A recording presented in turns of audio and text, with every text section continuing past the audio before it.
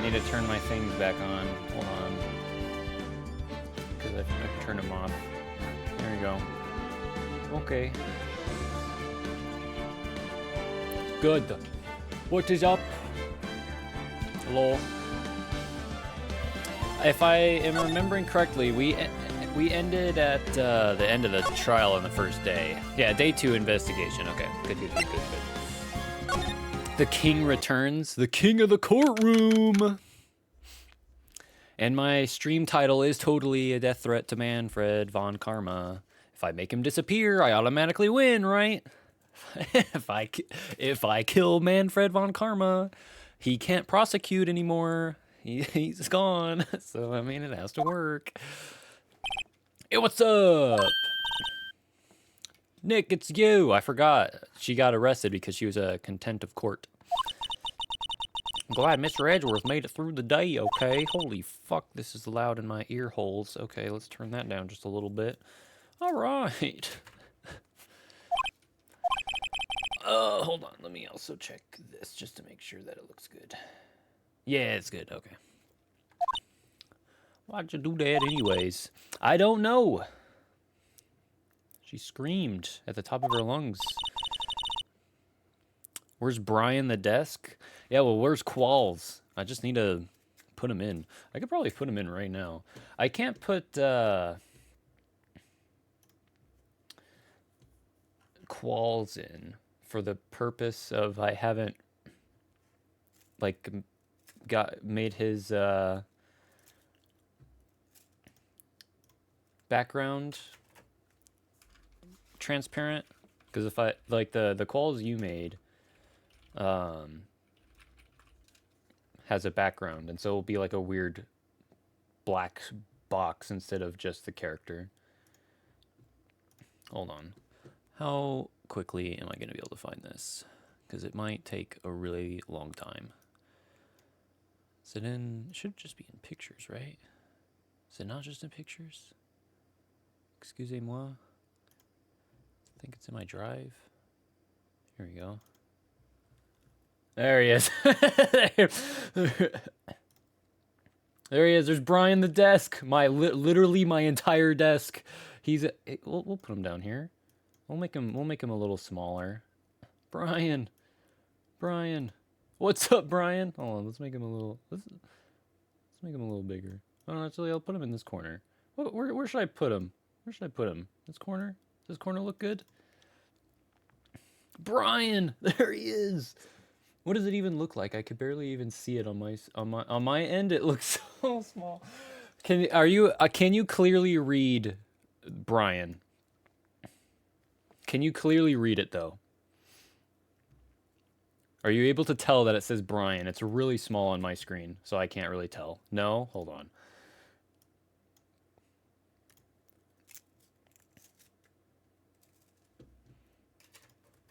Hold on. I need to open this up. Yeah. Okay. Hold on, let me actually go here really quick. Let me just make this full screen. Might actually work better if I go here.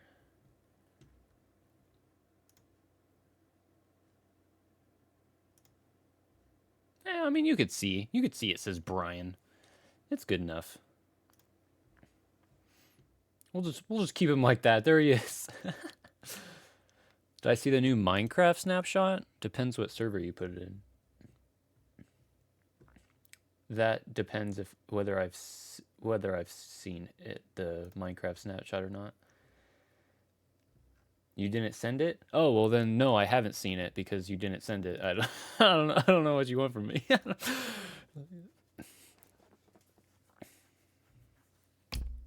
Oops, I just smacked my microphone. Sorry about that. Okay, there you go. I put Brian in there. Brian the desk. He's there. He's there. And then when I eventually, where do we even put Qualls? Is he in which server is he in? Is he in this server? Let me find him. Let me find Qualls. Oh, there he is. Yeah, okay. I am the right server. I think we picked this one. This one's the best one, I think. So this is the one I'm gonna do. Let me save image. Let me put it in pictures. Cool. Walls. There we go. And then later today I'll make it so I can make it so he can hang out. I was asking if you had seen it online with Brian in the new up snapshot for Minecraft. You can see it. Oh, okay. Yeah. No, I have not seen that, but I do know what you're talking about. One of my friends was talking to me about it, but I actually haven't seen anything. Adding the pouches.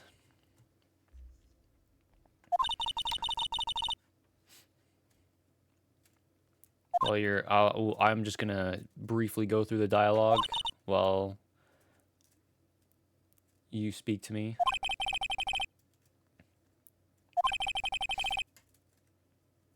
Am I recording this? Or is this just a good old stream without any recording? Okay, perfect. Okay. I'm sure they'll release you from jail eventually. Yeah, the speed of the minecart goes zoom, yeah. Alright, questioning. Have you been questioned yet? No, not yet. Detective Gumshoe was here just now. He said seeing as this is your first offense, we'll let you go after questioning. Oh, and he wanted me to get bail money ready. You can pay for me, okay? Huh? How much? I don't know. I guess they'll send you a bill or something. It is gonna be $5,000. Why do I picture giant bales of money every time I hear the word bail? Maybe because they're pronounced the same way. Any luck with Mia? None. I can't get through to her at all. I tried. I really did. I don't know what to do. Maya, she's always getting arrested. Yeah, this is the second time. There will be a third time that she gets arrested. Don't worry. It happens a third time. This is the second time. It happens again. I think I probably shouldn't have stopped my training. She sounds like she really did do her best. I should check and see if there are any waterfalls in the local area. Wonder if I'll ever see my sister again. Let me present to you my attorney's badge. It must be nice, Nick. You can just show that to anyone and say I'm a lawyer. But spirit mediums, well, I don't know. With your clothes, I bet at least some people would recognize you. But these are medium and training clothes. Wonder if I'll ever be a proper medium. The actual medium clothes are, they look even weirder. You thought the training clothes looked weird? Just wait until I actually become one. Let's see. I'm just gonna go to the one places like this, and I'll go see if Marvin Grossberg has anything to say. Detective Gumshoe's not here. Gumshoe's at the scene again today, huh? Oh, really? He's live wire, that one. Got into a fight with the chief for not following protocol. Not following protocol? I bet he wouldn't help them build the case against Edgeworth. Let me see. I want to see what my boy Marvin Grossberg is doing. What are you doing, sir? Apparently Mr. Grossberg is on vacation today. Fuck, I'm stealing your weird globe thing in the corner here then. It's gonna be mine. Well, I guess I can come back tomorrow if I need anything. Hello, Maya. Alright, now we'll go to Ford Lake. December 26th. Merry after Christmas. There are fewer than there... What the fuck am I... There are fewer than there were yesterday. What the hell? But the cops are still around in the park. Fuck. English language. Oh my gosh. I love the English language. It's my favorite. I wonder if Detective Gumshoe is here today. Hello, bird. Fuck! I don't know. Hold on. Good English? Yeah. Oh, man. That was something else. Haven't seen Larry around today at all. Probably off paying through the nose on a date with the lovely Kiance. Let's go to the boat rental shop. Looks like the boat rental shop is closed today, too.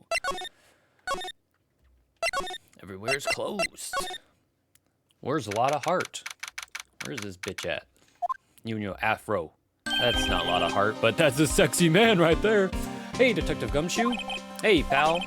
The trial today at yes? What about the trial? Well, I was going to say good show, but it wasn't really all that. Though you did save Mr. Edgeworth, I guess. I just wasn't sure how to thank you, you know? Or, thanks. I didn't know how to thank you, but I'm not going to thank you anyways. Tomorrow's trial. Detective Gumshoe. Any idea what strategy let me get rid of my hiccups. Von Karma is planning for tomorrow? Sounds like he's bringing in another witness. Another witness? Oh, right, he said something about that in the trial today. Let's see. By the way, I have 6 minutes, and in 6 minutes, I have to go get my clothes from the dryer, because I'm doing laundry. There were 2 witnesses. I was wondering who that other witness was, or who was it? Sorry, pal. As much as I'd like to, I'm not at liberty to divulge that information. Right. All right, I wanted to ask you something about Edgeworth. What's up?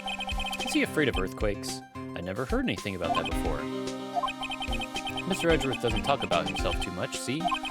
But there's one thing that's clear as day. Him hating crime the way he does, and him becoming a prosecutor, and him being scared of earthquakes. It all started with that incident. The DL6 incident? Yep, that's the one.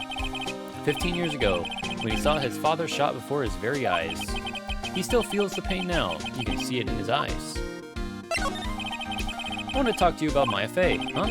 She's not out on bail yet.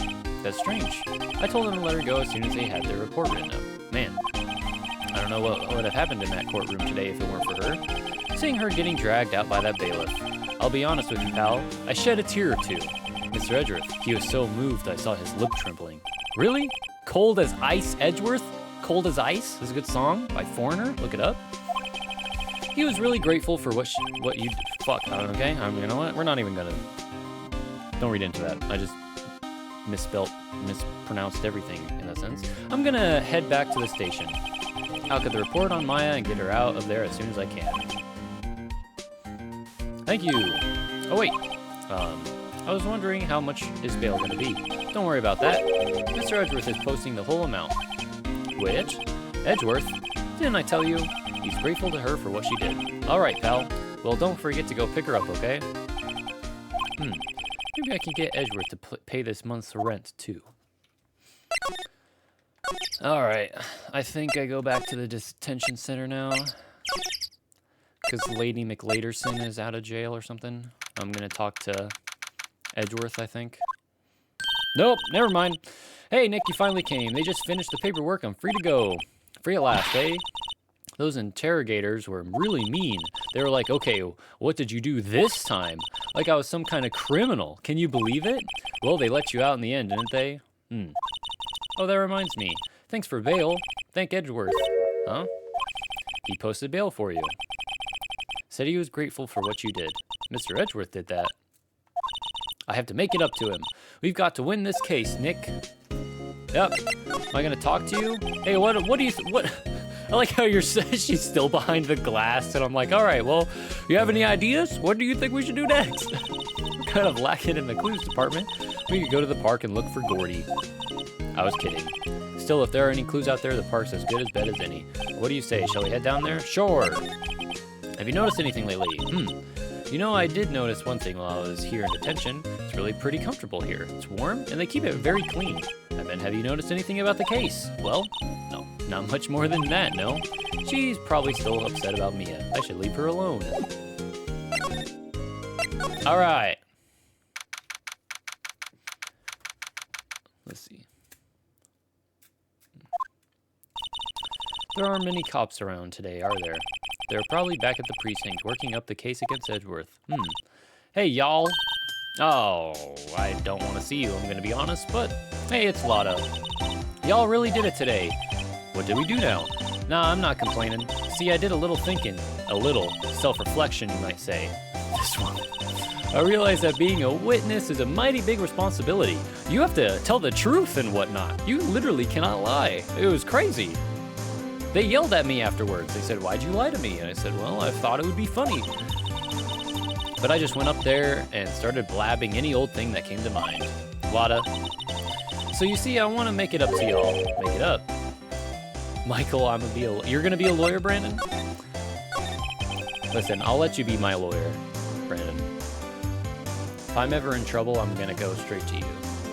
What did you think of the trial? To be honest, I was doing it half just to say I'd been a witness, even though I didn't really see anything. Kind of convinced myself I had, though. I'm sorry. I know I caused y'all a lot of trouble. Well, memory is a tricky, vague little thing. If you go to court, I'm gonna defend you. Good, you better. If you don't, I'm gonna be disappointed in you. Yeah, I sure know that now. I'll be fine the next time I witness a murder. I'll be fine the next time. You mean the first time you witness a murder?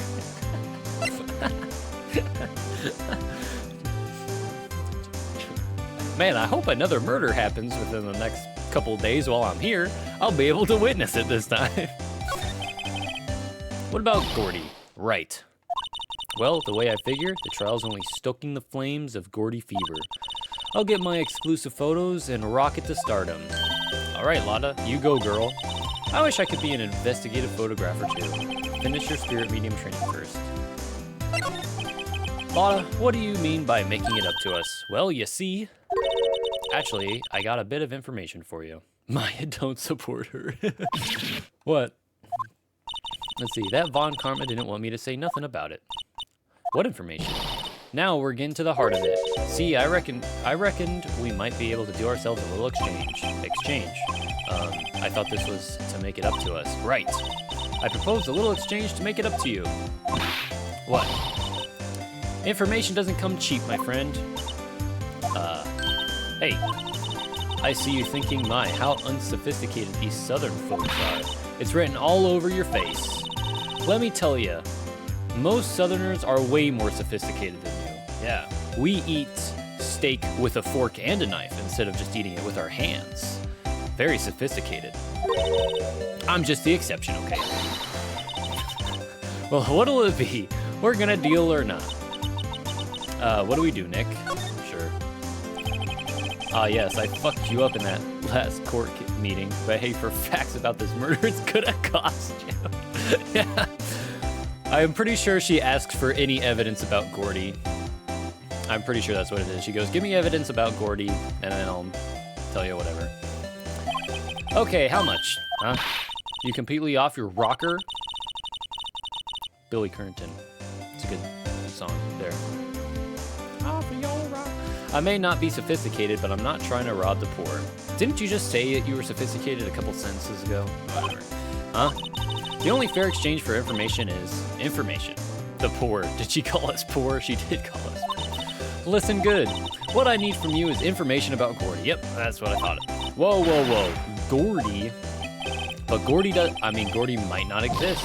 Then bring me proof that shows he don't.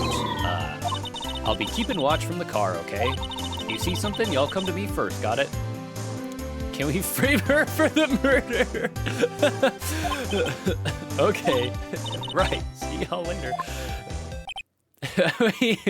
we take this. We don't have that like super zoomed out picture anymore. We just take this picture. We're like, yeah, you see this person with a gun? This is actually a lot of heart. This is some disrespect I ain't gonna let happen. Nah. Okay, Nick, let's get hunting. Hunting? You don't seriously mean Gordy? I sure do. What about Edgeworth? We're searching for Gordy. For him, Nick. Don't you get it? Okay. And how exactly do we search for a make-believe monster? Maybe we could find a monster myth specialist. No, but we can find the Steel Samurai and Larry. What's that? The Steel Samurai, Nick.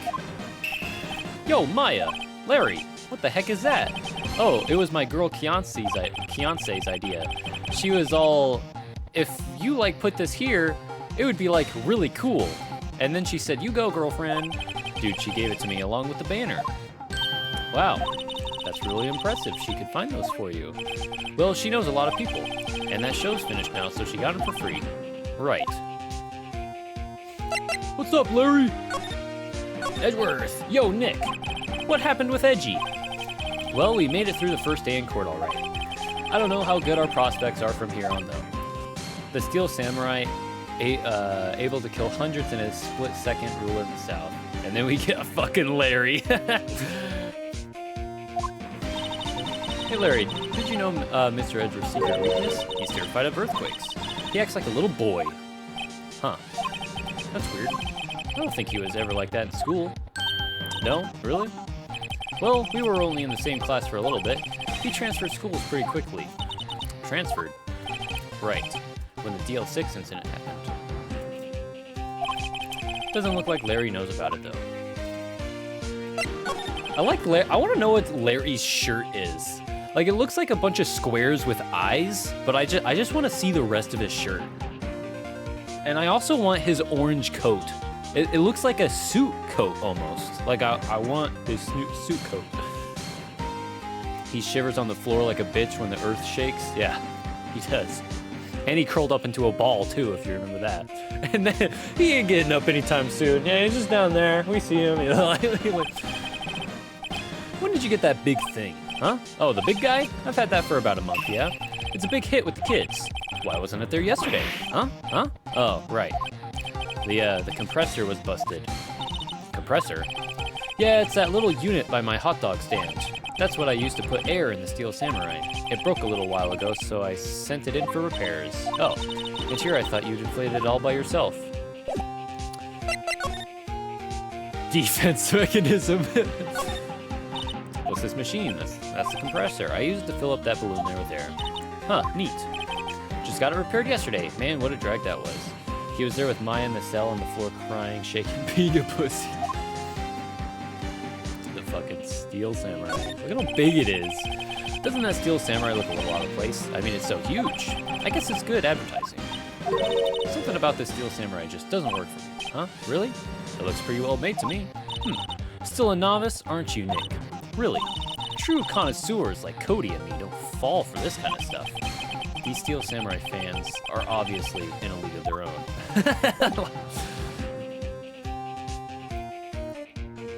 All because the earth trembled because of Von, whatever the fuck his name. Manfred von Karma. That's what his name is.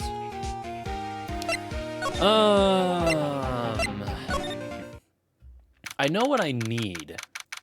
I just don't know when I get it. Because eventually I'll get a metal detector. And the metal detector is actually kind of fucking useful. Steel Samurai fans are like Minecraft stands, yeah. It's always so quiet here. I wonder if the boat shop is closed for good. Well, with the murder on the lake and all, they're probably just taking a vacation till it blows over. I get it. No. That's not what I want to do. I honestly don't think this is gonna do me anything. But real quick, I'm gonna be right back because my clothes are done in the dryer, and so I need to do laundry. It'll take me maybe like 5 minutes. Let us get back into it. Okay. Don't burn them. Can you burn clothes with a dryer? If you just put your clothes in the dryer over and over again, just crank that shit up to maximum, will your clothes just fucking ignite on fire? I mean, there's like the guard or whatever. I don't exactly know what it's called, but it like sucks up all the little threads. And you have to take that out and clean it because that's like that will catch on fire. You've managed just to take out just some charred clothes. You're like, what the fuck? Hey, y'all. Well, y'all find anything about Gordy? No. And I'm pretty sure when we tell her no, the music immediately stops. No, nothing. Dang it. Would have been really funny if it just, no. It was my favorite t-shirt. Well, you should have been careful. Keep moving. It gets cold out here at nighttime. It is a little chilly. I think I have to sneeze. Whoa, no you don't. No sneezing. Watch you. Click, click, click. I like how they spelled click with a K and not C. C-L-I-C-K is how you spell click. Not K-L-I-K or something. But it did burn pretty. Good. I told y'all no sneezing. See, I set the camera to spawn to things a little softer than a bang. It'd trigger on one of Von Karma's finger snaps now. Oh, I'm sorry. Yeah, well, sorry's nice, but what about my film? Nick, pay the lady. Sob. I learned something in today's trial, that's for sure. Testifying is serious business. That's why I decided not to talk about that case anymore. Huh?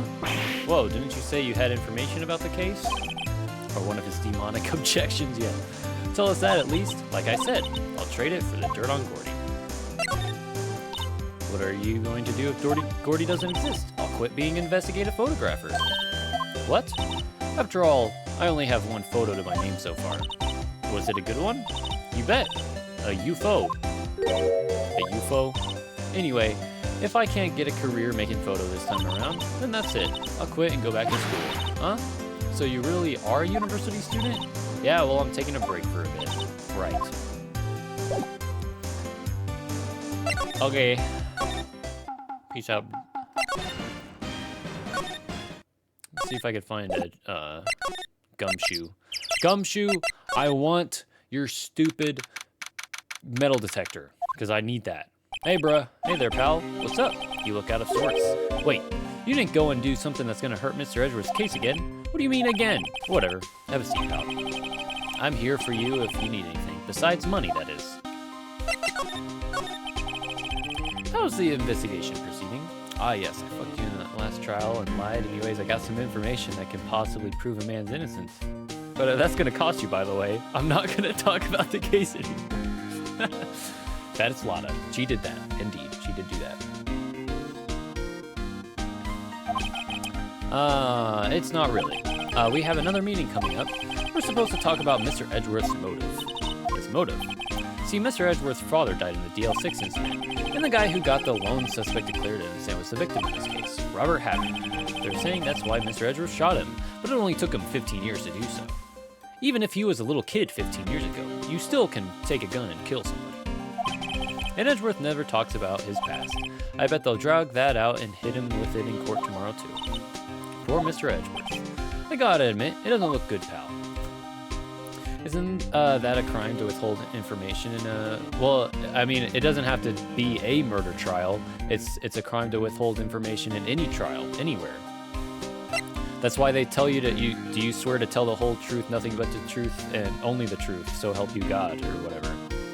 The truth, the whole truth, and nothing but the truth. I think that's what it is. Say, Detective Gumshoe, do you know Gordy, the monster down in Gourd Lake? Not personally, no. Then she needs to be arrested? Yeah, but this is Phoenix Wright. We don't give a shit. we don't care at all. Not personally, no. Well, we're looking for it. Huh? Are you out of your minds? Eek. You got time to go wild monster hunting? How about doing a little questioning for me then? So we can safely put her ass in jail? Because fuck her, she called us poor. Oh, Detective Gumshoe is scaring me, Nick. I told Detective Gumshoe about the deal with Lotto.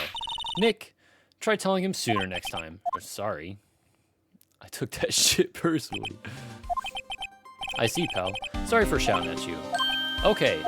I, Detective Gumshoe, will aid your search for Gordy. Huh? I'll loan you one of our newest secret weapons for finding evidence. Really? Yep, here it is. You can take whichever one you like. Secret weapons. Okay, give us the goods. Hold on now. Everything in due time. First, let me show them to you. These are our best and brightest. Introducing secret weapon number 1, missile. A Glock. He's like, all right, it's fully loaded. Here's 2 magazines. Here you go, my friend. Give us a gun. Well, he gives us missile. It's close to a gun. It's real close. It's got lots of sharp, pointy objects. It's got a pretty nice face. Missile. Yep. It's a canine police dog. Sharp, pointy objects and a nice face. And 4 paws. Missile. Here, boy. There he is. Ayo. What's up, boy? Ayo. Here he is. Hey, he's cute. Look, Nick, cute dog. A cute dog. And this will help us how? Woof. This tool is used for questioning. Yep. Next, secret weapon number 2, a fishing pole. Here, this is my own personal pole. Detective Gumshoe, we're looking for a monster. Yeah. How are we supposed to catch a whole sea monster with a fishing pole? Never know till you try, pal. We were about to shove missile in our pocket. Yeah, we're just like, all right, you go in the court record. You know, Phoenix, so not something anybody knows about Phoenix Wright. Is that he's got a little bag that he keeps everything in his court record in, right? He has his bag. He just takes Missile, he's just like, all right, get the fuck in there. Okay, this next one is the last one. No, please, I'm already overwhelmed by our choices. Secret weapon number 3, a metal detector. Here, Detective Gumshoe, we're looking for something alive. Right. How are we supposed to find it with a metal detector? Hey, you never know. It might have been eating soda cans. Well, which will it be? I can't make up my mind, Nick. They all seem so perfect. I can't make up my mind either, for the totally opposite reason. Oh well, I suppose it can't hurt to borrow one of them. So I know I need the metal detector. I don't think I... Oh, man. Why can I not... I can't remember what we use the fishing pole for. I think we bring Missile with us, and we show him to Larry. If I remember correctly, Missile, like, pops the steel samurai balloon, and it goes straight into the ocean. Like, I think that's what happens. Gumshoe. Here's a Glock, it's fully loaded, here's 2 mags, and this tool is used for questioning. Yeah, we just go up to Lotta, we're like, all right, we have evidence about Gordy. And by evidence, I mean, we have no evidence. And I'm like, can we borrow a Missile? Sure thing, pal, be good to him. Woof, he's so cute. Oh boy. Very cute, with shining eyes. So I know I need the metal detector, but I'm fairly positive if I bring Missile to this place, he just fucking pops the steel samurai balloon. Hey, Nick. Missile's been acting strangely. Missile? Oh, all right. That little creature of the detectives. Hey, I love little doggies. Good boy, good boy. What's wrong, Missile? That's a nice noise. Eek. It's also used for keeping people silent. Missile! Missile! Whoa, stop that thing. Cannibal! It's eating my samurai dogs. Oh, he eats the hot dogs. I forgot about that. I thought he ate he like popped the balloon. My samurai dogs. Wow, he ate every single one. I'm sorry, Larry. Sorry, don't pay my bills, Nick. It's gonna have to this time. Damn it, man. Missile bite his balls. All right, well, we did that. That's good. All right. Oh, let me present you the dog. Hey, Larry, look, it's Missile. Isn't he cute? Keep that mutt away from me. What am I gonna tell the big boss? There's a big boss in charge of your hot dog stand? Nick, maybe the stand is a front for a mafia money laundering scheme. Maya, I think you should probably try to look a little sorry about what happened. Oh, right. My poor dogs. Okay. That's enough fun for me. Oh, I just went to the same fucking place. You know what? Hey, Lotta. Hey, you. Dog.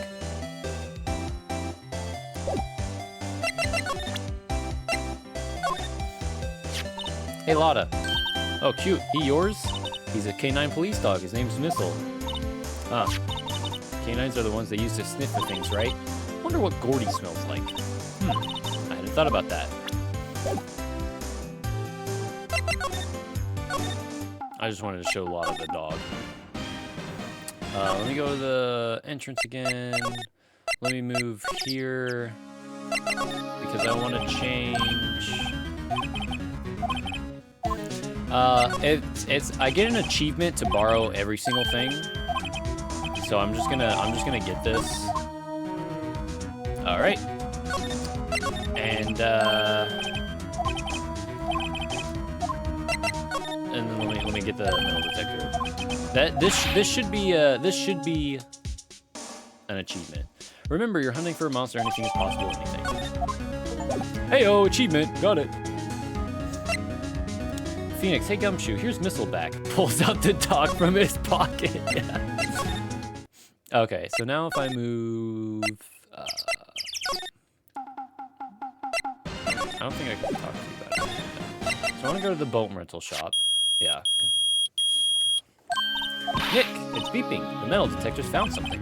Sure is loud enough about it. Whatever it is, it must be behind those bushes. Go check it out, Maya. Why do I have to check it out?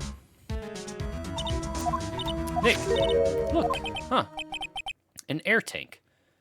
Beep that beep. Fuck that beeping is hella loud. Yeah. Huh, the valve looks broken. I thought it was Gordy. Maya, first of all, why would Gordy be in the bushes? And second of all, why would a metal detector react to a sea monster? Oh, huh? There's something wrapped around this air tank. Looks like a string of flags. Well, we might as well take it with us for now that we found it. It's heavy. Let me put this in my pocket. Hey, you! I have your shit. What? An air tank? What about it? Larry, I wanted to ask you about this tank. Is it yours? An air tank? Gordy must have been the one who murdered the guy. Yeah, Gordy's actually the killer in this case. Say, is this air tank yours? Why would I have a thing like that? Look, see how there's a string of flags around the tank valve? It's just like the string of flags around your steel samurai there. I like how the music that like plays when we're fucking questioning somebody in court happens with Larry right now. Must be a coincidence. There's a string of flags everywhere these days. Like elementary schools. And used car dealerships. Like, why would I need a tank anyway? To inflate something. Gordy got a sniper. Gordy is fucking locked in. You used this to inflate that, didn't you? Inflate what? What else? That big puffy steel samurai. Oh my god. Now why would you go asking me a question like that? Looks like I hit the nail on the head. Right? Right. Actually, see the compressor I always use was on the fritz. So I tried using the tank to inflate it just once, and it didn't go so well, as I suspected. It didn't go so well. Or yeah, do you think you could be a little more specific? Come on. Look, it's embarrassing, so I really don't want to talk about it. Tell us. Fine. Whatever. It's like what I said, the compressor was busted. So I took the tank and tried to fill the samurai up with that. And then, blam. This is such a funny picture, dude. And then off he went. The steel samurai went to the fucking moon. The valve busted open and made this incredible noise. And that tank there took off like a rocket. And it took my poor deflated steel samurai with it. What? Off into Gourd Lake? It sure scared me out of my gourd, that's for sure. So Gordy did a hit job on them. So the tank and the steel samurai you were trying to fill it flew away. What happened next? Well, all that happened on the 20th or so. 20th, a week ago. Now, as far as I could know, a week is 7 days. Today's the 26th. It was not a week ago. Now, as far as I can see, the tank went flying out into the lake. So I went out every night in a boat looking for it. I mean, Fiancé gave me that steel samurai after all. And when did you find it? Just the night before last. Look at it. It flew way out there. It took me 4 whole days to find it. And by the way, just the night before last, that was the day of the murder. The night before last was the night of the murder. Sorry for not telling you, Nick. Actually, I was here on the night of the murder. But you see, I went home before midnight. So you didn't know about what happened. No, that's too bad. It's not all bad. We've solved one mystery at least. A mystery? Maybe we should go tell her.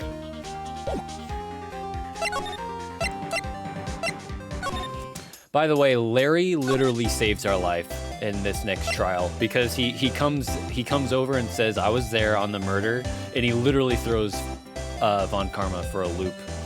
Hey you, look it, I found Gordy. Yep, I'd have to say I know exactly squat about that. It's painfully easy to know when something doesn't catch Lotta's interest. Alright, do I have to talk to you first? Well, Mr. Lawyer, I've got the info y'all need. Y'all got the scoop on Gordy for me yet?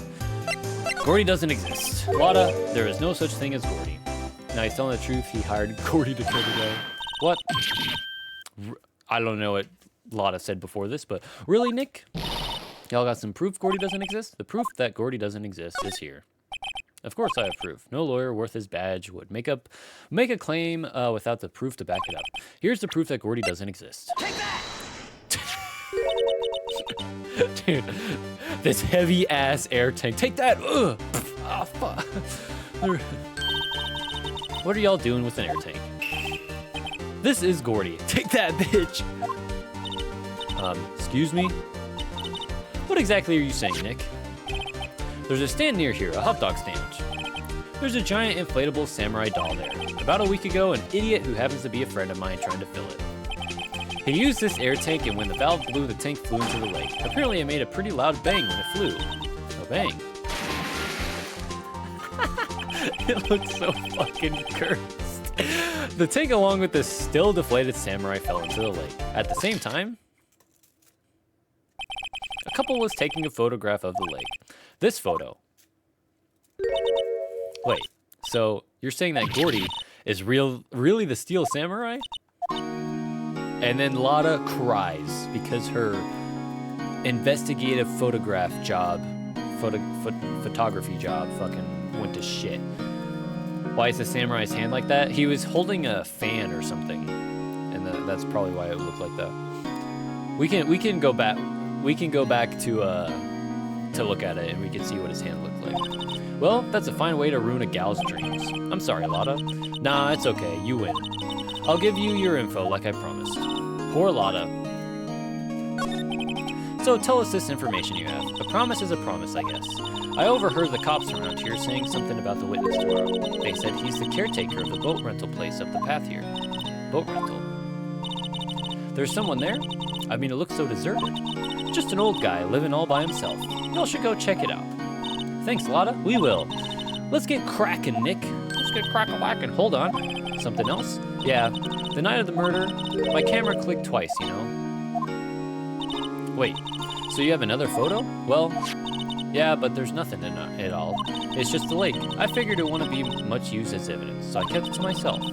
Well, it might not be helpful at all, but here, take it. At 11:50. I'm fairly positive this is actually when the murder took place. If I'm remembering correctly.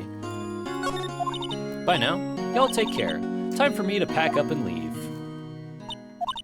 Poor Lotta. No, I don't like her. It's all Larry's fault. The legend still lives on, I guess. The legend? Yeah, the legend of Larry. Familiar to all who know him for any length of time. When something smells, it's usually the butts. Someone should whip that butts into shape. Let me look at this. Sometime on the 20... Take an approximate... Yeah, 12:15 a.m. So, this one... this is what we believe is the actual murder weapon. The murder picture, 12:15. But this picture is when the actual murder took place. He was killed at 11:50. They go out onto a boat. The guy shoots the pistol, dives into the water, because that's what this one is. Because if I'm remembering everything correctly, this is the actual boat caretaker. This is the rental boat caretaker. This one is Edgeworth.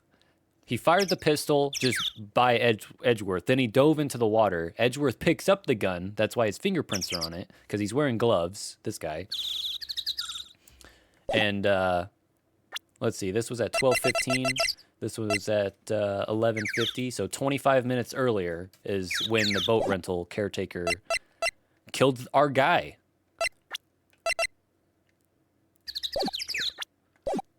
Yes, I fucked you in the last trial and lied. Anyways, I got some information that can possibly prove a man's innocence, but that's gonna cost you, by the way. I'm not gonna talk about the case anymore.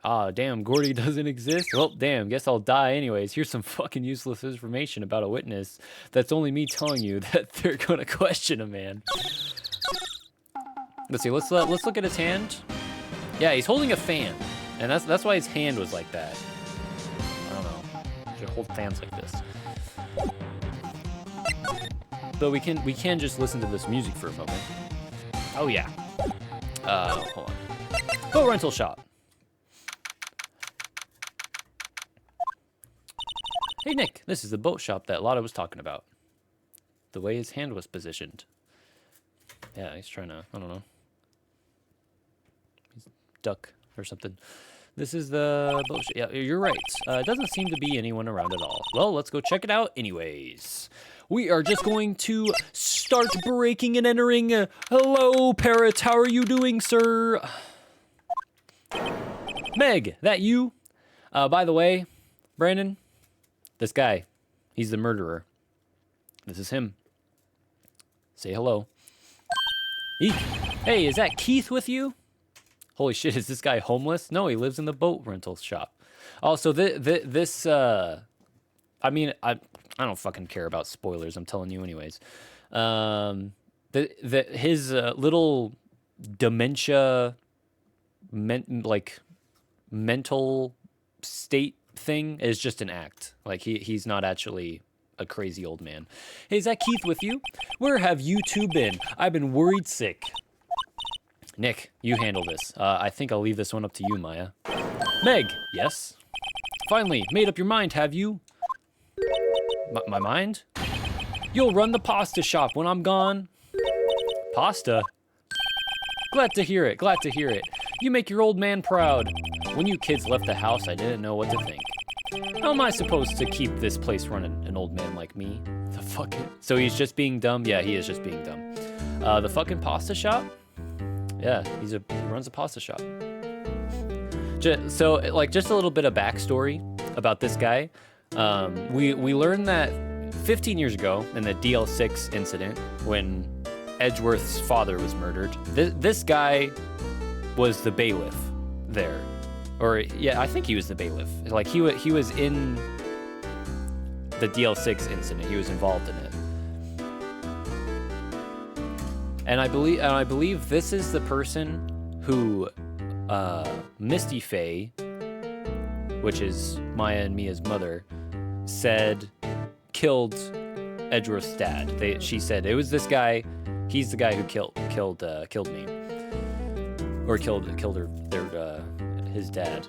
And this is the guy Robert Hammond declared innocent, or got declared innocent. And so 15 years later, this guy killed Robert Hammond. It's very interesting. What a story. Polly, the kids are home. Hello, hello. Squawk. Nick, what was that? A parrot, the one on that perch. Keith, yes? I leave the wet noodle in your capable hands, Sonny. Nick, what's the wet noodle?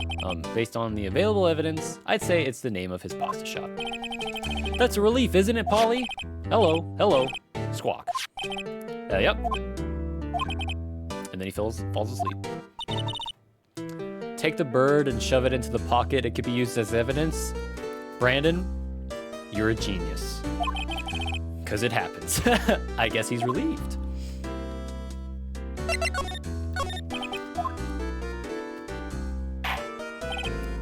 A pasta shop? Yep.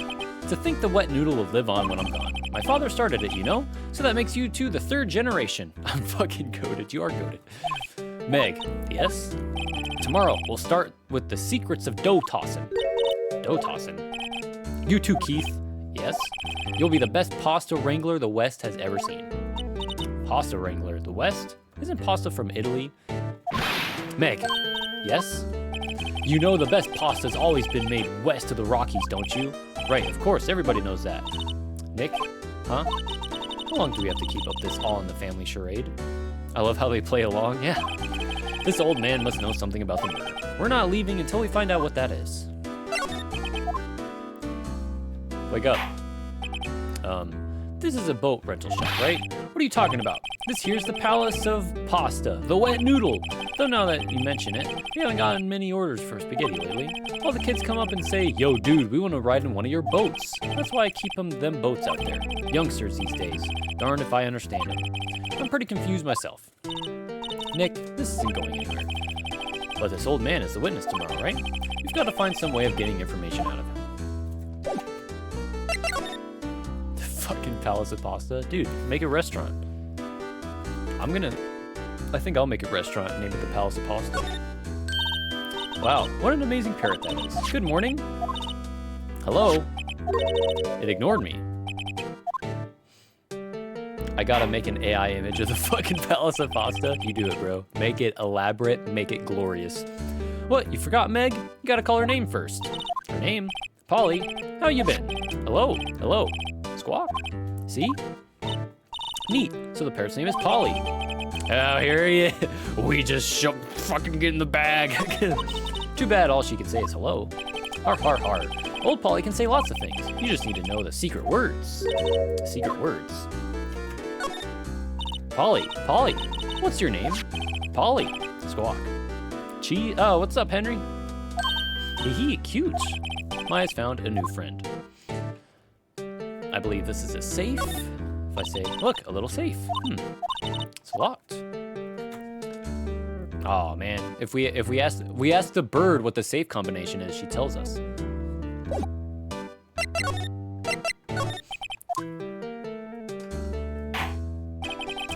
My memory's gotten worse of late. That's why I just tell everything important to old Polly here. Everything important?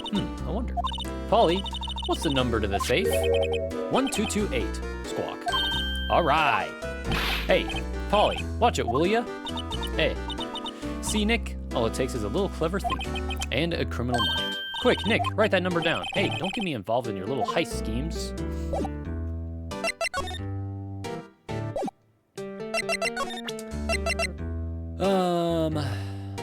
Honestly, I can't even remember what, I can't remember what we do, what we give him now. Hey you, look at your own bird. Now listen here, Keith, remember that tricolor pasta we were talking about? Our rainbow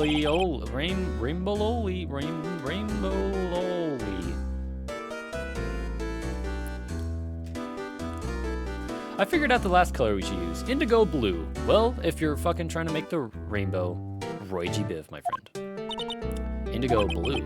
That didn't seem to work the way I thought it might.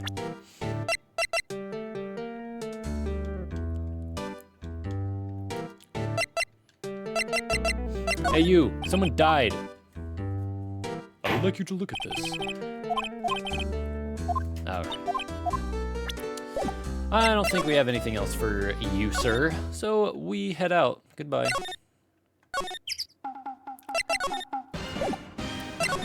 Let's see. I think Lotta's gone. Well, I mean, her stuff is still here, but I don't think we actually see Lotta the rest of the case. So let me see if I can find Gumshoe again. See if Gumshoe has anything new. Ravi Holy Defender. Detective Gumshoe isn't here. Now that you mention it, didn't he say he had a meeting to go to? Oh, that's right. Let's come back later. Okay, never mind. Rent a boat and go on a date with Gumshoe. Just saying the opportunity is right there. It is. You're true. You're right. It is right there. Daddy Gumshoe.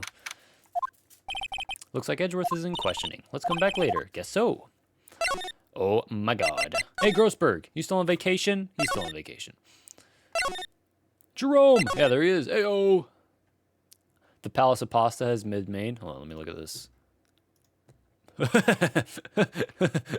That's pretty funny. It's pretty good, actually. Let's see. Oh, great. Let's see if I can remember what the hell I'm supposed to do now. I should make that in real life. You should.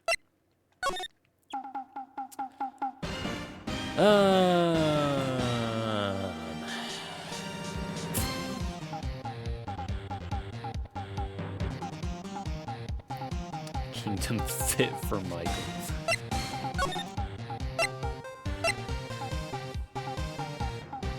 I really do like this Steel Samurai song. It's pretty damn good.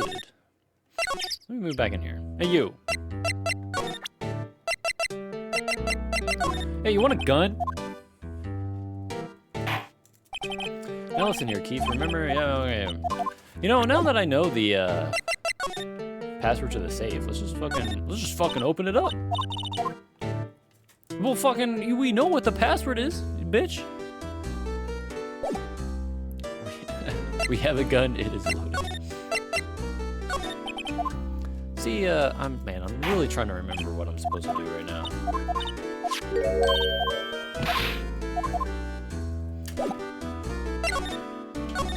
It might take me a while, but let's see if I can jog my memory a little bit.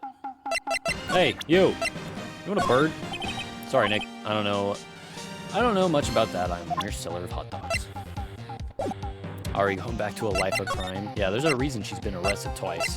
Don't worry, she's gonna get arrested a third time. So, let's see if do you have any ideas? Misbehaving's much more fun. It's not going to be so much fun when Edgeworth refuses to pay her bail again. Right. I'll behave. Oh dear. Hey you, any ideas? Well, what do you think we should do? I don't know. I've been in detention this whole time. Fucking what do you mean you've been in detention this whole time? You've been walking around the park with me. Well, any thoughts you want to share? Well, I was in detention all day. Fuck shit, you not, okay?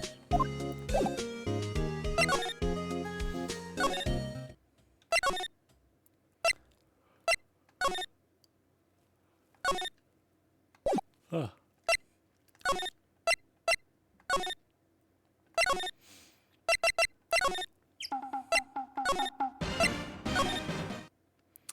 Wonder, let's see. Lotta's camera is staring at the lake as usual. Even a novice like me can tell the camera costs a pretty penny.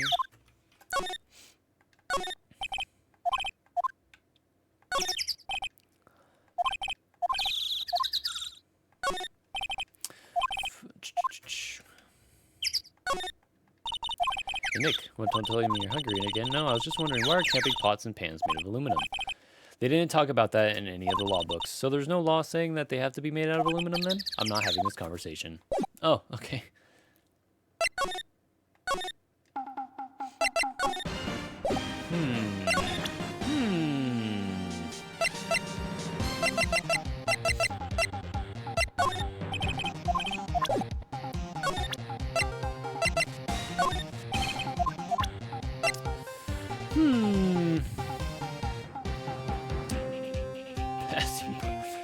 Go say hello. I forgot we could actually look at this. Man, I'm gonna have a fucking time trying to remember what the hell I'm supposed to do. It's gonna be awesome. I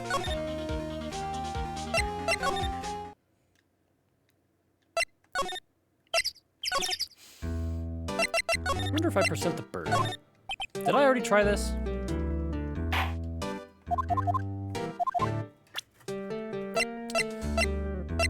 Hey. I wonder if I show him the picture of Misty Faye. Because he should know who she is.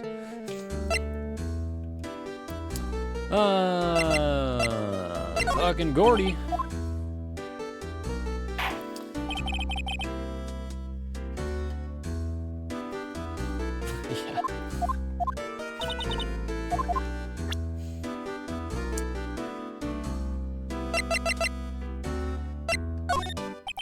Show him this.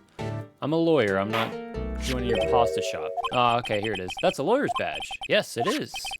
I don't believe it. This old guy is the first person to recognize my badge. I get it, huh? Yep. I got you figured out now. You're not Keith. Here it is. All right. I just needed to show him this dude the stupid badge. Ah, okay. Nick, now's our chance to clear things up. Sir, no, I'm not Keith. And I'm not Meg either. We're here investigating a murder that took place on this lake the other night. Please help us. A lawyer, huh? Please, mister. All right, I'll help, but on one condition. What's that? When this case is over and done, you'll run the wet noodle. Okay, we promise. Nick, are you sure about this? Hey, anything to get this case solved. Also, who wouldn't want to eat Phoenix noodles? I guess so. That's my boy. Good for you, Keith. Wait, didn't I just say you too, Meg? Yes? Heh, you bring a tear to your old man's eye, you know. Now, what was that you wanted to know? Speak up, Polly. Hello, squawk. Now he's talking to the bird again. How do we get him to talk to us? Let's see. He fell asleep. Never mind, fuck this dude. Yeah, I'm really trying to remember, man. Oh my god. Polly, here's my only friend in the world. Isn't that right, Polly? Hello. Squawk. Yep.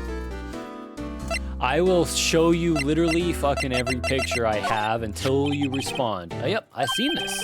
You know something about this, sir? Keith. Yes. It's okay. You can call me Dad. Hey, Missile, bite this old man's balls. We don't have Missile anymore. We gave him back. We need Missile again. Missile, sick him. Get that man in the beanie. Kill the bird while you're at it. Dad, you know something about this? Yep, the other night out in the lake. Yes. I know all about that. I seen it. What? Tell us what you saw. Well, I suppose, since you're taking over the shop and all. I forget the time, but it was pretty dark outside. Probably night. Yep. It was after midnight, but okay. Then I heard this bang, so I looked outside. Then I heard another one. Bang.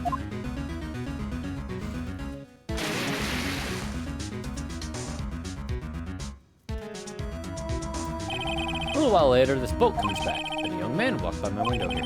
He was muttering something to himself. Yup. What did he say? Yup. I forgot. I'll remember tomorrow by court time. Promise. We didn't know earlier than that. You know what? Little Terry was just here. Terry? Yep, that kid next door. We always used to make him cry, remember? He was wearing this tattered old coat, got himself some whiskers grown out of his face. He must be talking about Detective Gumshoe. He comes up and tells me to come down to court tomorrow. Really? Shoot his balls with the gun. Somehow, I don't think we're gonna get much useful information from this guy. Maya, maybe we should be leaving. I think you're right. Oh wait, I had one more question, huh? Polly, have we forgotten something? Squawk? Don't forget DL6. Squawk. Huh? What did she just say, Nick? One more time, Polly? Don't forget DL6? Squawk. What? The DL6 incident? Hey, Dad. This is getting weird. Who is this old guy? And so we fucking left. Why would that bird Polly know about DL6? We have to figure out who that old man is. Oh, what? He locked the door from the other side. Who could that old man be? I think I need to do a little more research on this DL6 incident. Maybe I should ask Detective Gumshoe. Here we go. We're fucking getting somewhere. If you think about it, DL6 seems like oh yeah. If it kind of does actually, especially when I see it typed in chat the way you have it. It is kind of like die.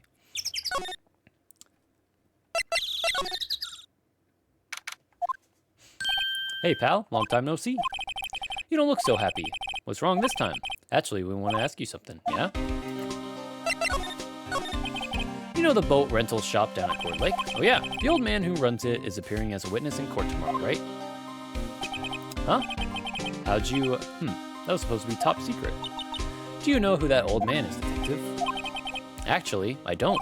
He's a bit of an odd bird. I haven't been able to get a straight answer out of him. I decided first that he wasn't persuasive enough to stand and testify as a witness. That's why we called Miss Lotta Hart yesterday. As for who he is, we have absolutely no idea. Sounds suspicious. Detective Gumshoe, please help us. Huh? We need to know about the DL6 incident. That was when Edgeworth's father died. But a bitch that had us find proof of Gordy get that info. Yeah, it's true. I can't help but think that it has something to do with this current case. To tell the truth, I don't know much about DL6 either. Mr. Edgeworth forbade us from reading the file. So, I'm afraid I can't show them to you later, pal. What? However, if you can convince me somehow that the DL6 incident is related to this case, well, I guess I consider opening the file up. Hey, dude, I'm about to show you a bird. What's that? A parrot? The old man at the boat rental shop parrot. The parrot knew about that incident. That incident? DL6. What? Gumshoe. And I got ads. Oh, sorry, bro. I don't get those. Yeah, Brandon's a subscriber. He doesn't get ads. Polly, have we forgotten something? Squawk. Don't forget DL6. How much is a sub? It is 5. I think it's $5. Let me see. Where is it? Is it this one? No, it's not this one.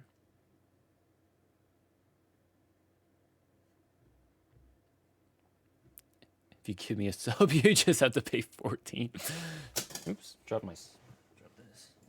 Pick that back up from the floor. Don't forget DL6 Squawk. Huh? I'm pretty sure that old man must have taught her that word. Yeah, but how would that old man know about the DL6 incident? Wait, what if that old man was connected to DL6? Nick, you think he might be? I get you. Sounds like you need information on the DL6 incident. Through here is the station's records room. I'll give you special permission to go in and find what you need. All right, way to go, Detective Gumshoe. Okay, Nick, to the records room. I'm back from the land of ads. What's up, bro? I guess it's time we face Edgeworth's past.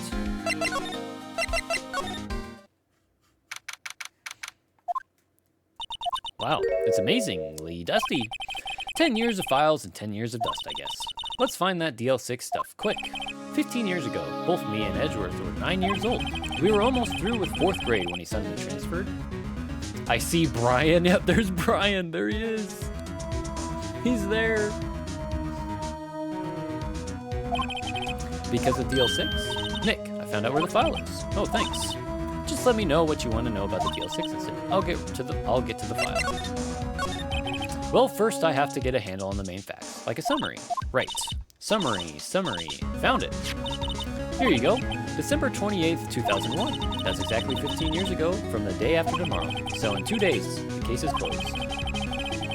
The incident took place in the elevator of the district courthouse. What? Is this the same district courthouse where we're holding the trial now? Looks like it. There was a large earthquake at 2 p.m. on that day. Part of the court building collapsed and all of the lights went out. Wow, that was some earthquake. At the time, 3 people were trapped in the elevator. By the way, this right here is the boat caretaker. This is him. It took 5 hours for them to be rescued. 5 hours? That would be scary like that in the dark. Yanni Yogi? Yep, Yogi Bear. There was a lack of oxygen in the elevator, and the survivors were unconscious. The survivors. One of the 3 in the elevator had been shot in the heart. And you're too late. You gave love a bad name. That was Mr. Edgeworth's father, wasn't it? He said that his father was shot before his very eyes. So Miles Edgeworth was one of the other passengers in that elevator. Do you have data on the victim? Edgeworth's father. Yeah, hold on. Victim. Here. Found it. Gregory Edgeworth, 35, defense attorney. If he were still alive, he'd be 50. He had lost that day's case in court and got in the elevator with his son, Miles. Miles Edgeworth, of course. So he was in the elevator with his father. It's John Bon Jovi.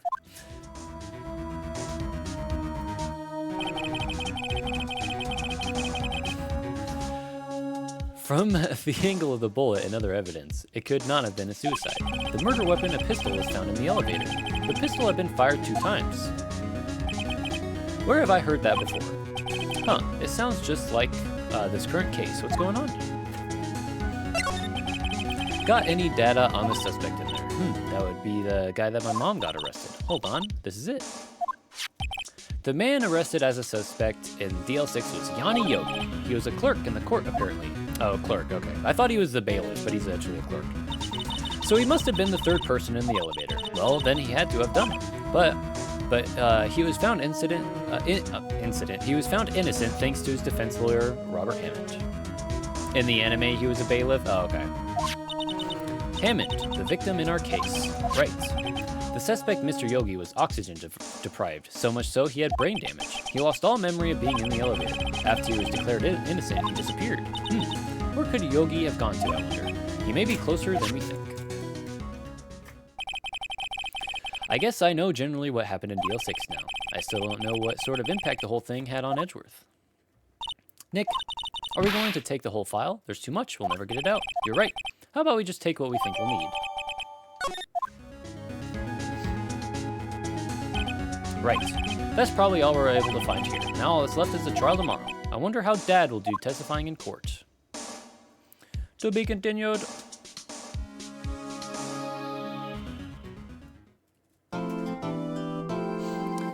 Yes. Save the game. So I think this is gonna be kind of funny. When we're gonna be in this trial, right? You see that you know, like the people on the sides that are super loud at times in the corners. I could literally be one of those people because I got a letter. I'm actually holding it in my hand right now about jury duty. I got called to jury duty, and I sent them an email saying, "Fuck you, I'm not going to jury duty." So I mean, I could have been one of those people, but I'm not going to. Ah, shit, jury duty. Yep, I know.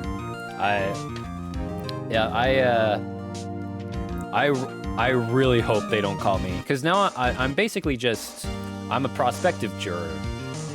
So basically it's saying that I could be brought to jury duty They haven't said I have been summoned to jury duty, but I really hope I don't, because I'm gonna be upset. That's hype. That's not hype. I mean, don't get me wrong.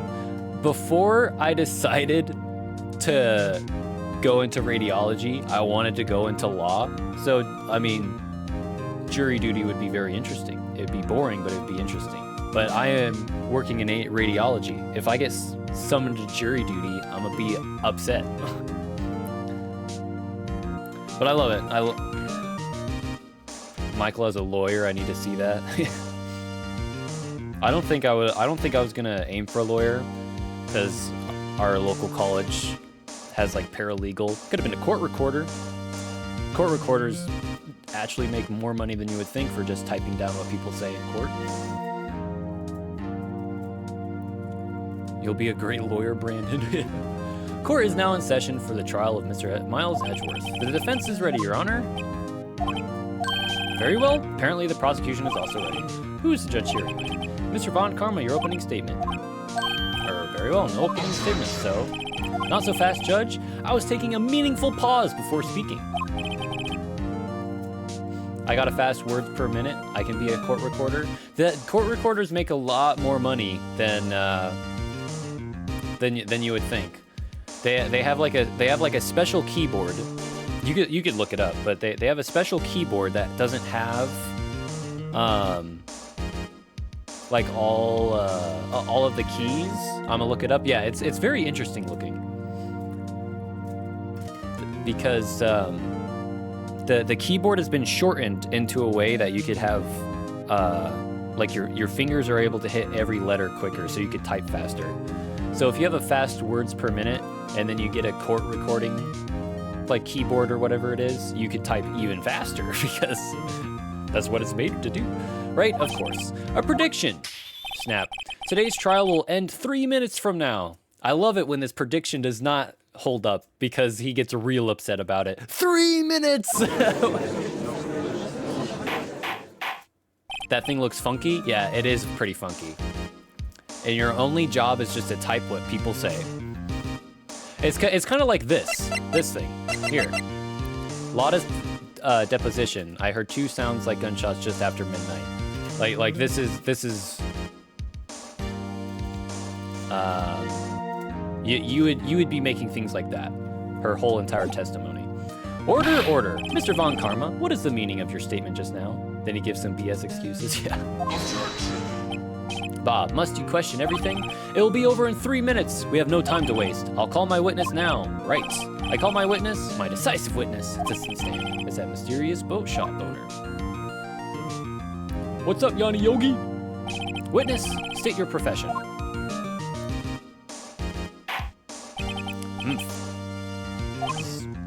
I am the proprietor of the restaurant, The Wet Noodle at Gourd Lake. You can make anywhere between 58K to 109K, it says, before taxes. Yeah, I mean, you make it's more than you would think.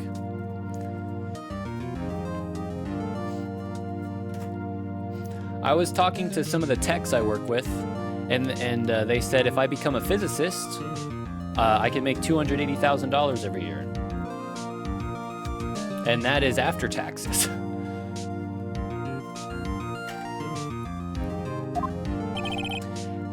And I also rent boats. The night of the incident, you were in the boat rental shop, correct? Yep, I was. I could simply just convince the judge that he killed the guy. Oh, because if you were a lawyer, you'd be one of the best? Yeah. I think you would be a good lawyer, Brandon. Because you're so good at improvisation and bullshit. I feel like you'd be good in the legal system of our country. Please testify. Would you be a prosecutor or a defense lawyer? Yeah, that's true. It's a good point. Actually, Brandon, I think you should be a judge. You should be Beard Man. Bald Beard Man that hits hammer. Wait a second. We still haven't heard who this old guy is. Objection! Wait a minute. The witness hasn't stated his name yet. Because I did not ask him, Mr. Wright. I have predicted this trial will end in 3 minutes. finger wag. You didn't say the magic words. Stop asking trivial questions and cooperate. Yeah, right. The witness will state his name. Blair? I'm not really sure. Yep. What do you mean? My memory. Your Honor, the witness does not remember anything beyond the last several years. Ergo, he cannot recall his own name. He cannot recall, you say? Yes, but the incident in question took place 3 days ago. He can testify. Very well. I could sentence a man to jail because I feel like it. That's not how judges work. The judge doesn't get to look at somebody and go like, "Yep, jail." It's the jury that decides if someone's going to jail or not. Very well. Let's hear his testimony then, shall we?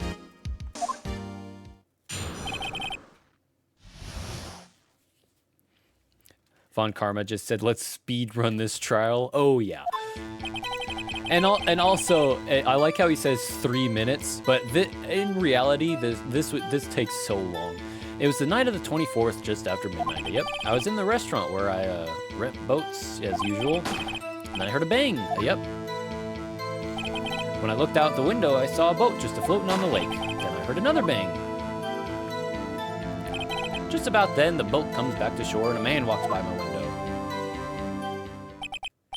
Very well. I'd like to begin the cross-examination. He just sits there, looks pretty, and gives his sentence. Well, that's kind of like what a judge is. I mean, the judge is the highest power in a courtroom as well. I don't think there's anything higher than the judge. I don't know, unless the president of the United States is in the fucking courtroom as well. I don't know. Ergo, no need for cross-examination. Besides, there are only 10 seconds left before our 3 minutes are up. Judge, your verdict now. Yes, Mr. Wright. What are you saying? Of course I'll cross-examine the witness. Very well, you may begin.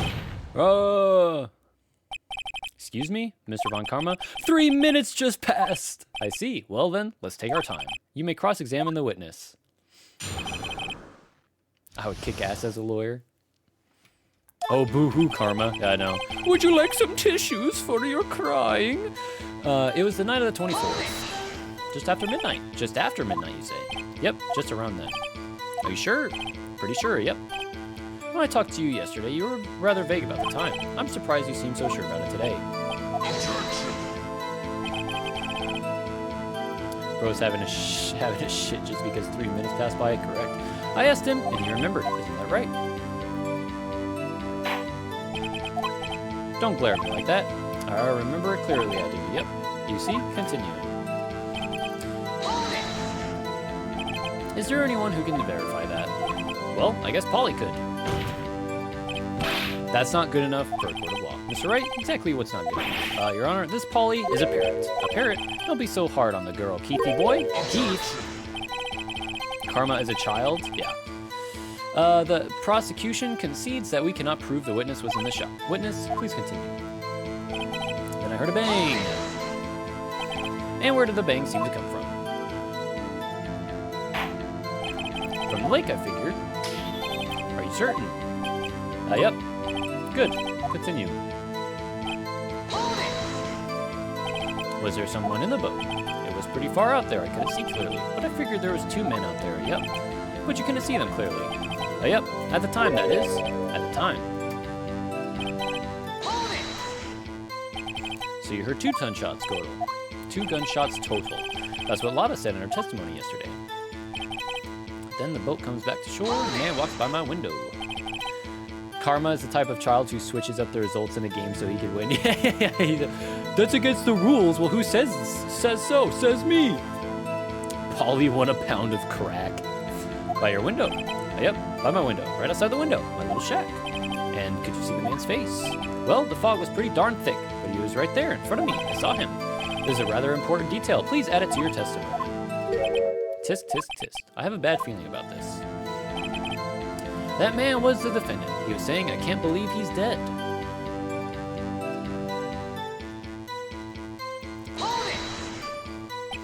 Are you sure? Uh-oh. Dad? Dad! Dad! Dead certain, Keith. He said, I can't believe he's dead as he was walking by, too. Witness, are you sure that the person you saw was Miles Edgeworth? It was him, that Edgeworth boy. This sounds like decisive evidence, indeed. I see no room for doubt. Von Karma. He lured me into cross-examining so that he could set me up for a fell. Tisk, tisk, tisk. Nick, I don't like the way things are going. Everyone in the courtroom is glaring at us. I'd better act quick, or this trial is going to be over. Objection! Your Honor, we proved in yesterday's trial that it could not have been Edgeworth who fired that gun. Mr. Wright, are you referring to the fingerprints from Edgeworth's right hand found on the gun, and the photograph showing a man firing with his left hand? Exactly. That is easily explainable. He could have wiped his prints after he fired.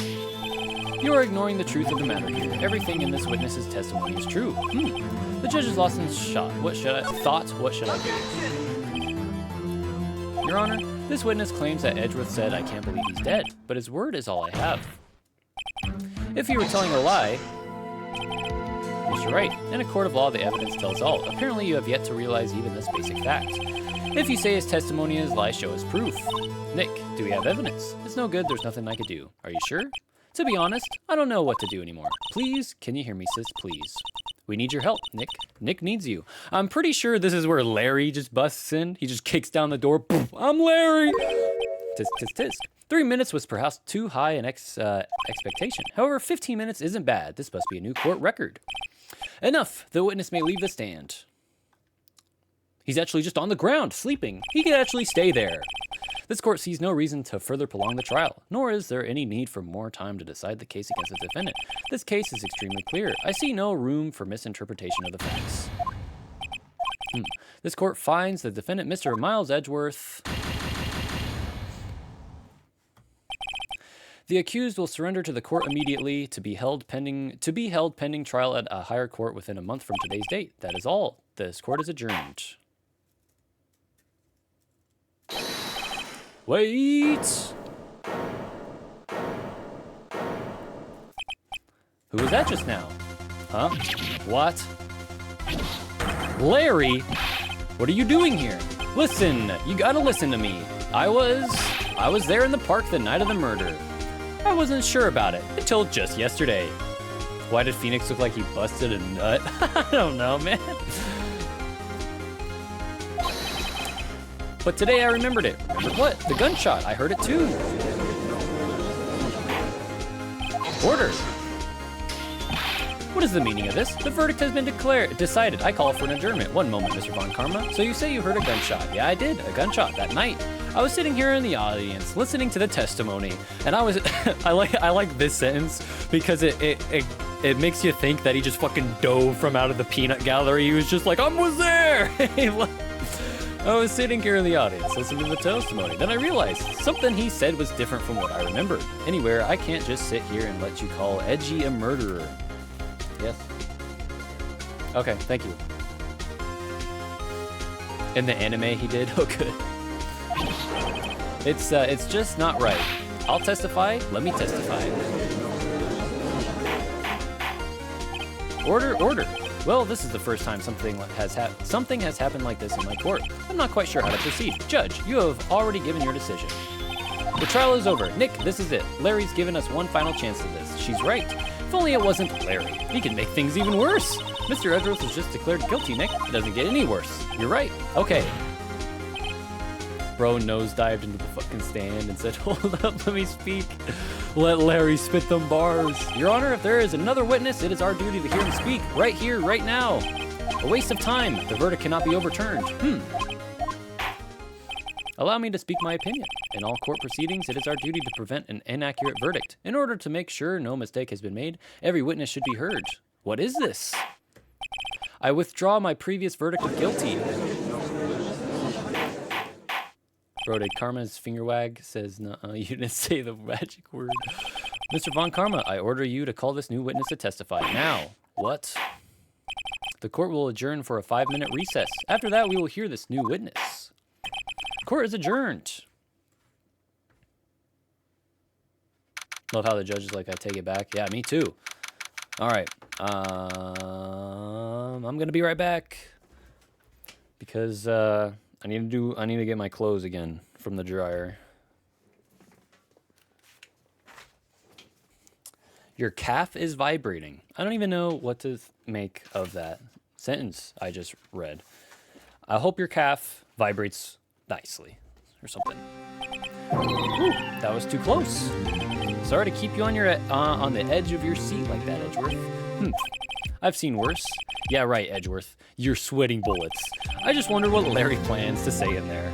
Larry was at the lake that night. Yes. He said he went looking for the steel samurai balloon that flew into the lake. Oh, right. And he found the balloon in the air tank that night. Yeah. Hey, Edgeworth. Huh. You say something right? Yeah, a lot of things. You seem out of it. What's wrong? Larry literally carries the anime, does he? It's nothing. Mr. Edgeworth, there's something I've been meaning to ask you. What's that? Why are your fingerprints on the murder weapon? Oh.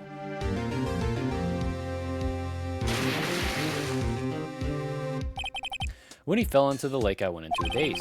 I couldn't understand what had happened. I couldn't think straight. Then I saw the pistol lying on the floor of the boat in front of me. I picked it up without thinking. I didn't have a reason, really. I see. Right. Yeah? This might be our chance. Our chance? Von Karma has only ever run perfect trials. Perfect trials? Perfectly prepared witnesses? Perfectly complete evidence? That's the secret to his success. This is the first time he's ever had to deal with something unexpected.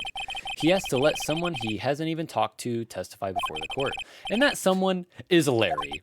What are you getting at? It's likely his testimony will be full of holes, right? That's right, Nick. No 10-minute trial this time. We'll milk this one for all it's worth. Hey, it was 15 minutes. 15. Everything's on Larry now. Larry is about to carry? He is.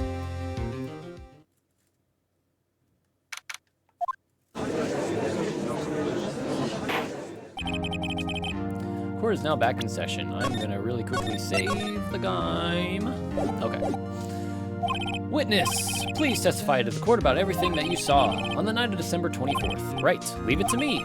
Please, Larry, don't mess this one up. I hate to admit it, but you're our last chance. Von Karma didn't even have time to prep his witness. I just hope Edgeworth is right about this being our big break. Yeah, even if Von Karma did have time to prep the witness, Larry would throw this man under the bus in a minute, man. It's just how Larry is. He does not care.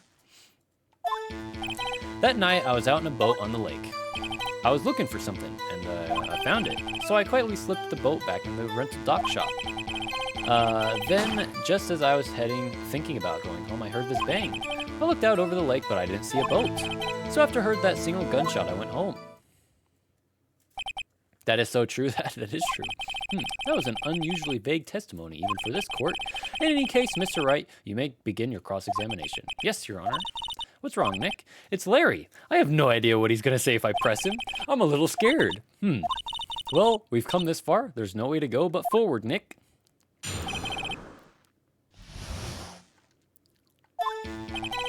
That night, I was out on a boat on the lake.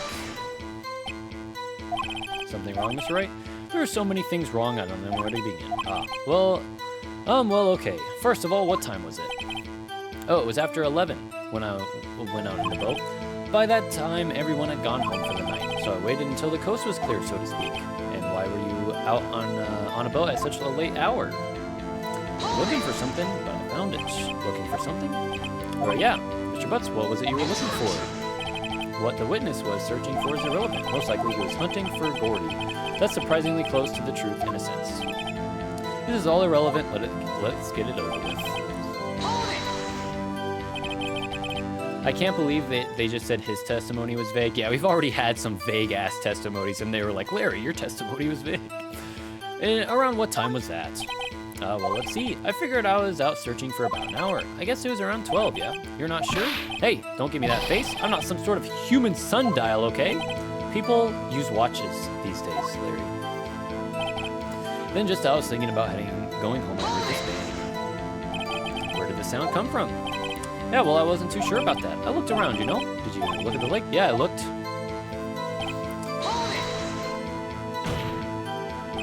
Wasn't there a boat on the lake? Order. Well, Mr. Butts? Whoa, everybody just calm down, okay? I mean, it was real foggy that night. I'm not sure whether there was a boat out there or not. Oh, okay, no problem. That's just the most important part of this case. Let's see. So you only heard one bang, correct? Yeah.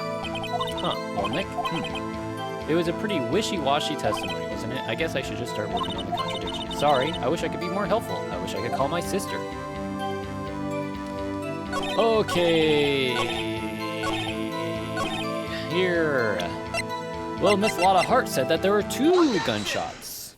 Some random person give 3 words, and they, like, make sense, valid. But Larry gives the most beautiful 1/3. What the fuck are you saying? I don't what the fuck? Wait a sec, Larry. What? You only heard 1 bang, you're sure? That's what I said. But Miss Lotta Hart testified yesterday that she heard 2 bangs. And the old man just now said the same thing. They both heard 2 gunshots that night. Huh. Were you even listening? Were you even paying attention at all to what they said? Yo, Nick, please. Huh? You know something's been bothering me. I'm a witness, see? I'm like a customer here, so you gotta treat me nice and stuff, okay? Mr. Butts, what? You only heard 1 gunshot, are you sure? Well, to tell you the truth, I'm not sure.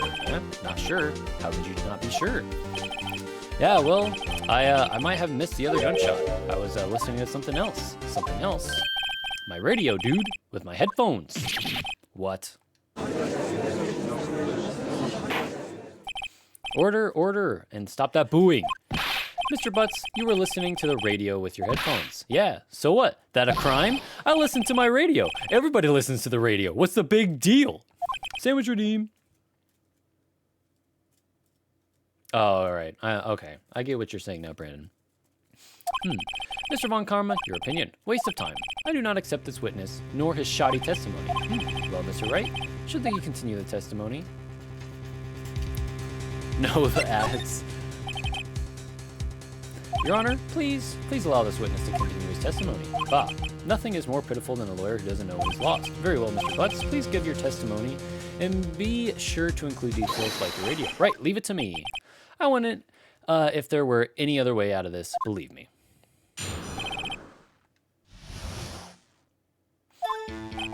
It's lonely being alone on Christmas Eve. That's why I was listening to the All Request show on the radio. See, I was listening to it, real booming loud like, but I'm sure I heard it at gunshot. I remember exactly what the DJ was saying when I heard it too. You were listening to your radio at a high volume. Yeah, what's the big problem? Can't a man listen to his radio in peace? Isn't this a free country? I truly believe Larry has no idea what the problem here is.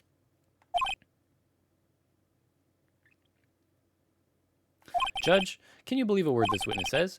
What he heard was probably nothing more than a drum beat from the radio. True enough, it is difficult to believe his testimony. Wait, Your Honor, the witness said he remembers exactly what the DJ said when he heard the gunshot. Excuse me? DJ? An announcer. The guy who says things on the radio. Disc jockey, that's what it stands for. Anyway, what does this mean? What this means is when he heard the sound, no music was playing. The DJ only talks between songs, so he could not have heard the gunshot from the lake. I'd like to cross-examine the witness, Your Honor. Very well, Mr. Wright. I can't believe I'm continuing this charade. I'm back. What's up?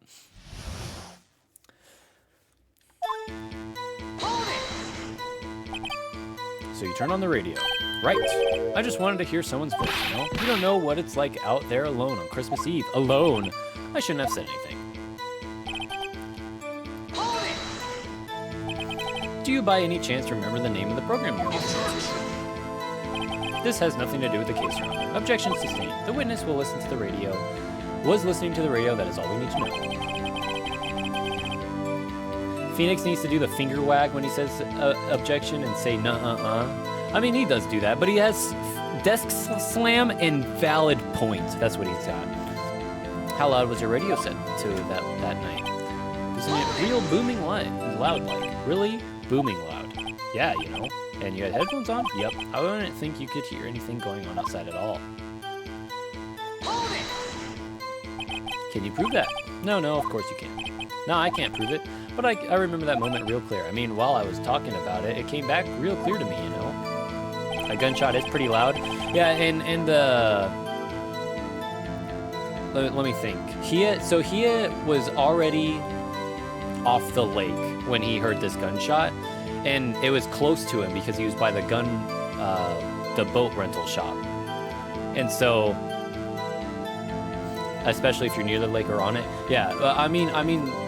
We've already discussed that Yanni Yogi is the murderer and he's the caretaker. But he didn't kill him in the boat. He killed him by the rental shop. And so Larry was by the rental shop, and he was obviously would have heard it. I remember exactly what the DJ was saying when he said it, when it happened to you. What did she say? Mr. Wright, please cease these pointless questions. What possible good could knowing what a radio DJ said to us? Indeed, Mr. Von Kahn has a point. I'll allow the question only if you see some reason why we should care. We should care, Your Honor. Of course we should. Why? Well, how do you know if we don't ask you? Fine, very well. Mr. Butts, please testify to the court. What was the radio announcer saying when you heard the gunshot? Just when she said, hey, it's almost Christmas, I heard the gunshot. Are you sure? Of course I am. She had this real sexy voice. Maybe Von Karma was right. I'm not sure how that helped us out at all. This is the most ludicrous testimony I've ever heard, but there is one gleaming ray of hope in there. Got to press it until we get to the bottom of what happened. Let's see. Just when she said, hey, it's almost Christmas, I heard the gunshot. I think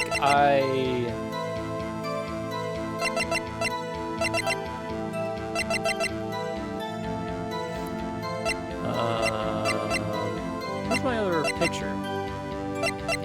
Don't I have a second picture? Oh, yeah, here we go. Shows an empty lake. Taken automatically at 11:50. So I think, do I present this? Is it this one?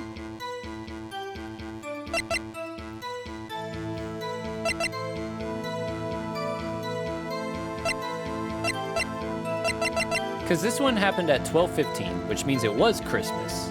This one happened at 11:50, which means it wasn't Christmas yet.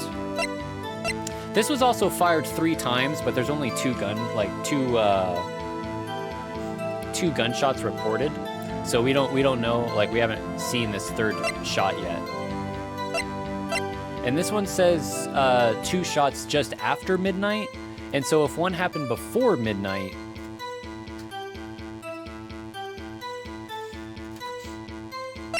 I think it's this. No, it's not. Okay. Let's see. I mean, let me get a save here. It might honestly be this again. Yeah, it is this again. Larry, are you absolutely sure what you're saying is correct? Huh? What's with the face? You look scary, dude. Hey, if you're trying to scare me, you better know I don't scare that easy. Is something the matter, Mr. Wright? Your Honor, did you hear what the witness just said? The DJ said, hey, it's almost Christmas when he heard the gunshot. Indeed, and almost Christmas means it wasn't Christmas. Do you realize what this means? When he heard the gunshot, it was still Christmas Eve. That would seem to be the case, yes. But that contradicts the 2 testimonies we have heard so far, Your Honor. Both Miss Hart and the old man said it was after midnight when they heard the shots. In other words, when they heard the gunshots, it was already Christmas. This is a clear contradiction, Your Honor. Order, order! What does this mean? The 2 prior witnesses heard gunshots after midnight. However, this witness says he heard a gunshot before midnight. Judge, the answer is simple. The current witness is plainly mistaken. Just look at him. Suspicious. What? Well, Mr. Wright, what do you think about Mr. Butt's claims? He heard the gunshot before midnight? Larry's right. Larry's not mistaken, Your Honor. He heard that gunshot before midnight. Intriguing. I'm assuming you have evidence for this wild claim. Show me evidence that there was the gunshot before midnight. Take that! Look at this photograph. This was taken by our witness yesterday, Miss Lotta Hart, with her automatic camera. The timestamp on the photo reads December 24th, 11:50 p.m. Oh. But there's nothing on the picture, on the lake in this picture. Your Honor, the real issue here is not why nothing is shown in this photograph. It is why this photograph exists at all. What do you mean? Throws the photo at Von Karma's face. Yeah, he throws the photo, but because it's just a piece of paper, it just kind of does that thing where you try and throw it, just goes, and it just falls to the ground. It doesn't go very far. Like about 3 inches in front of him. They're like, well, I mean, you can pick it up, it's fine. Your Honor, this photograph was taken by an automatic camera. That camera was set to go off in response to loud noises. Aha! I love how the judge is like, what do you think, defense attorney? Do you think this guy is saying the truth? Well, that's how it is literally all the time. Where we go, he's saying the truth, and then they are you sure? Yes, I am sure. Correct. There was a loud noise on the lake at 11:50 p.m. That is why this photograph was taken. In other words, when Larry heard that gunshot, it was most definitely still Christmas Eve. Indeed, it would seem that is the case. Then where does that leave us? Miss Hart testified that she heard the gunshots after midnight. Are you claiming she was mistaken? Not at all, Your Honor. It is a fact that the camera also triggered at 15 minutes after midnight. Your Honor, that night there are 2 sets of gunshots with a 25-minute pause between them. But the gun was fired 3 times. So when was that 3rd time? Why would this be? Don't be fooled, Judge. We will learn when the third time it was fired, by the way. Don't be fooled, Judge. That camera was set to respond to loud noises, yes? There is no proof that the loud noise at 11:50 was a gunshot. Why the witness could have sneezed triggering the camera. Hey, my nose was clear that night, man. Clear! Well, Mr. Wright, there's no turning back now. Can you prove that the loud noise at the 11:50 was indeed a gunshot? Please show the court evidence if you have any. Oh...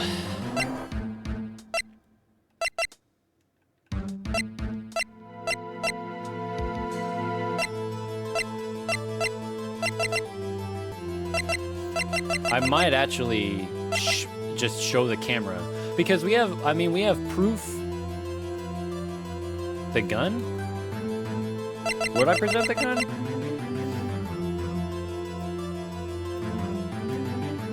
Because we have proof that it didn't react on sneezes.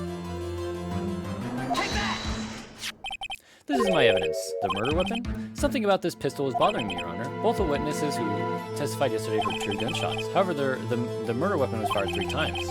When then was the last shot fired? Only now have I realized the truth. That 3rd shot was the shot Larry heard just before midnight. That would make sense of the evidence we've seen so far. However, this leaves me wondering exactly what did happen that night on the lake. Exactly. If this is true, there were 2 sets of gunshots separated by 25 minutes. One at 11:50, another at 15 minutes before midnight. Why, I ask you, why? Uh-oh, I'd better think of something quick. Wait a second. Gunshots separated by 25 minutes. Ah, what's wrong, Nick? I have it. Huh?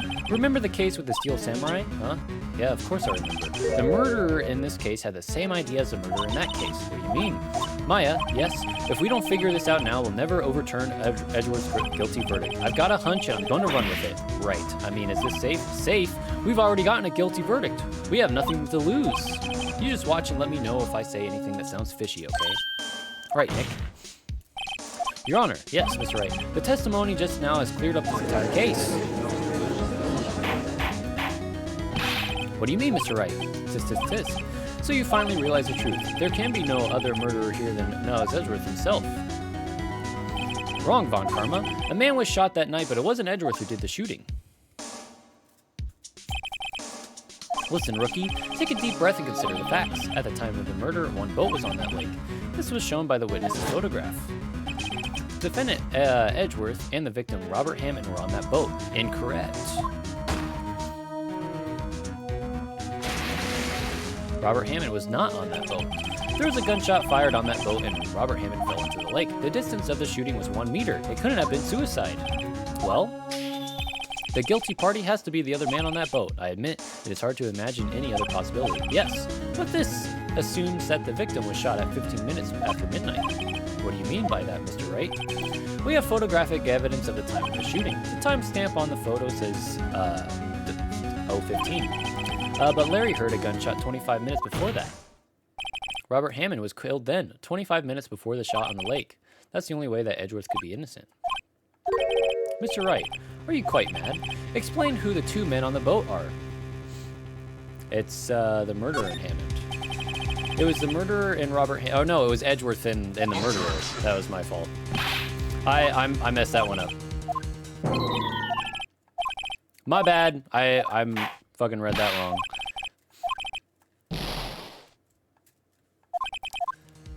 My bad. It was Edgeworth and the murderer. Of course, it was Edgeworth and the murderer. After the murderer killed Robert Hammond at 11:50, he assumed the guise of Mr. Hammond and met Edgeworth. Are you serious? Yes, Edgeworth won't tell us why he went to the lake that night. However, I have a hunch. That night, Robert Hammond called Edgeworth to the lake. No, Edgeworth didn't know Robert Hammond's face that well. That's why he didn't suspect anything when the murderer took Robert Hammond's place. I'm not sure what to make of all this. Ludicrous. Mr. Wright, tell us the name of the murderer then. The murderer's name, Wright, it's... I don't know. Actually, I don't know the murderer's name. You don't know? Ah, again, you waste my time.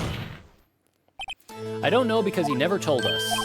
The murderer is the caretaker of the boat shop, that old man.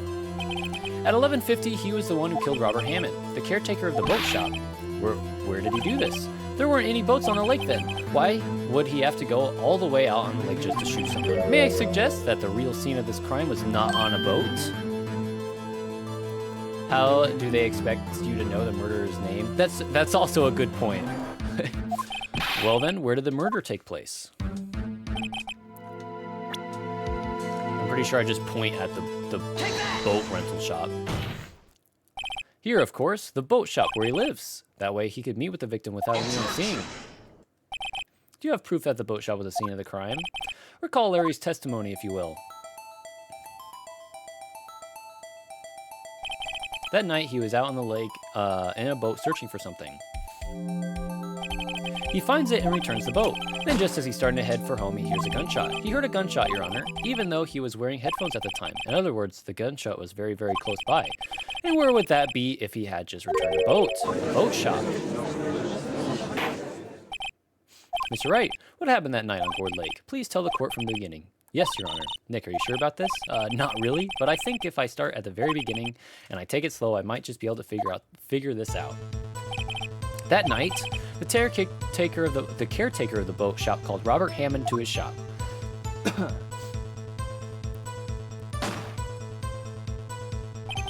This was around 11:50. That was when the gunshot that Larry heard was fired. After that, the caretaker put on Robert Hammond's coat. He became Robert Hammond. Then he got in the boat with Edgeworth and went into the middle of the lake. Then, who fired the pistol on the boat, Mr. Wright? The boat shop caretaker. Of course, it was the murderer who shot the pistol. He shot twice. Both missed Edgeworth on purpose. Wait a minute. Yes? Why would he shoot twice if he didn't mean to hit anyone? Details. Know this, Mr. Wright. The moment you run out of explanation is the moment you lose. Tell us why the murderer had to fire twice. I believe he shot twice to create a witness, Your Honor. Create a witness?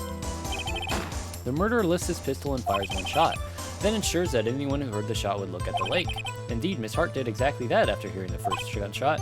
Next, the murderer waits a bit and he fires again. Then... the question is, why did he kill Hammond? So, the caretaker is Yanni Yogi, who is the third person in the elevator with Edgeworth and his dad. Everybody thinks he killed Edgeworth's dad, but he is declared innocent.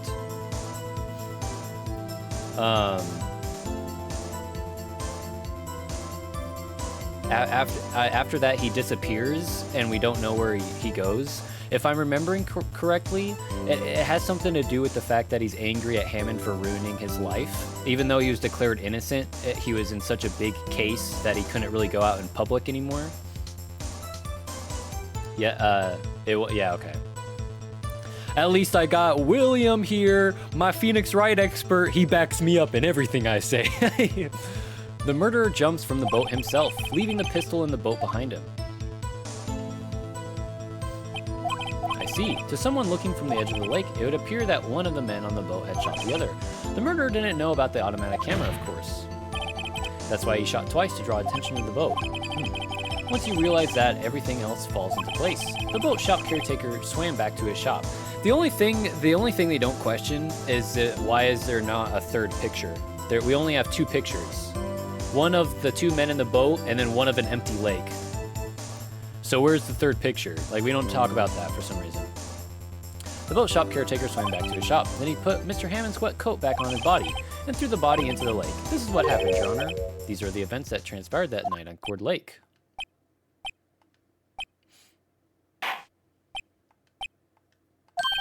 Bailiff, bring out the witness from before. The boat shop caretaker, quickly.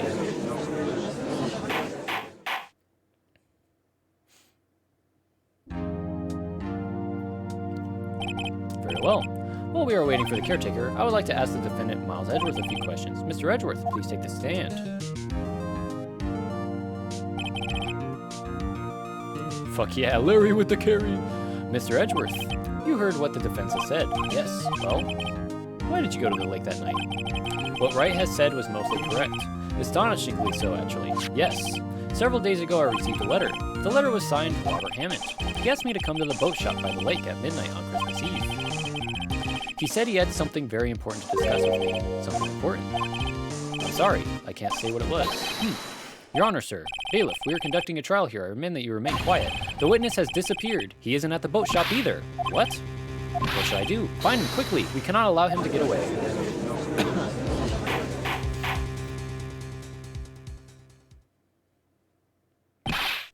Mr. Von Karma, your witness has disappeared. A search warrant has already been issued. It goes without saying that I cannot declare a verdict under these circumstances. I will extend the trial until tomorrow, the final day allowed. I request that the police department utilize all its forces to find that witness. Am I understood? One more thing. Just who is that boat shop caretaker? I think his identity has become very important to this trial. I want him, and I want to know who he is. Very well. Court is adjourned. He's not at the boat shop because he's passed out by the stand. He's still asleep on the ground.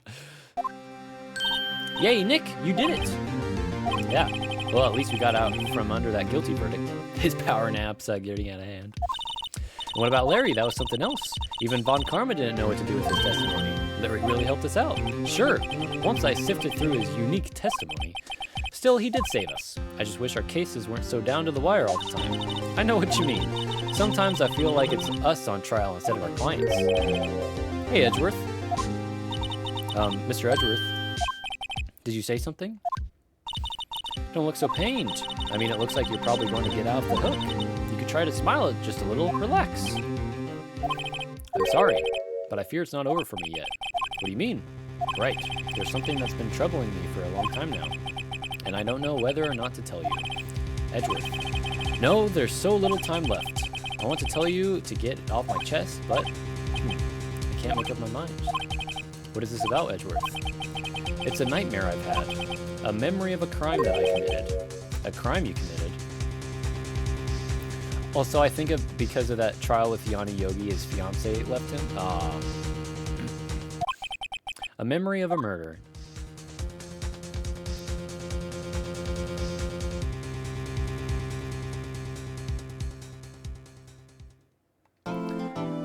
Ba-na-na-na-na. Saving the game. Let's see here. I'm gonna be right back again. I'm gonna get some water. I need to drink.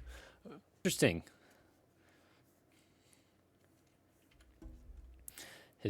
So Yanni Yogi's fiancée unalived herself because she couldn't handle all the pressure. Oh, well, that's a good reason to be angry about the whole entire trial. All right, well, I think I already saved, but let's do it again anyways. Sad music. Damn bot lobbies? Or are you playing Eternal Return right now?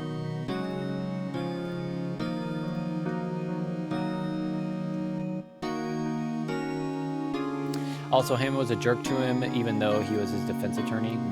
No. Oh. Memory of a crime that I committed. A memory of murder. But I should? Yeah, you should practice. Do you really think Mr. Edgeworth killed? I don't believe it. Not Edgeworth. Some painful memories have been troubling him recently. But he'd never take someone's life, never. Nick. Yo, how's everyone doing? What do you think of my performance today? I had him swooning in the aisles, huh, Maya? Swooning? Me? Oh yes. I do remember feeling faint. Right on. Tell me the truth. It was like love at first sight, right? Larry, Maya is underage. I would suggest you stop this lining of questioning right now. Right, Nick? Huh? Me? Well, maybe my heart skipped a beat or two. I think you can do better than that. Come on, I saved Edgeworth in there, dude. Edgy. You guys should be bowing before me, yeah? Bow before your hero. Larry, you really helped out in the trial today. You did. If you weren't there, Larry, I'm sure Mr. Edgeworth would have been found guilty. Ha ha. Ha ha ha ha. Okay, fuck it. Alright, worked it. But seriously, Nick, that boat shop caretaker guy is pretty suspicious.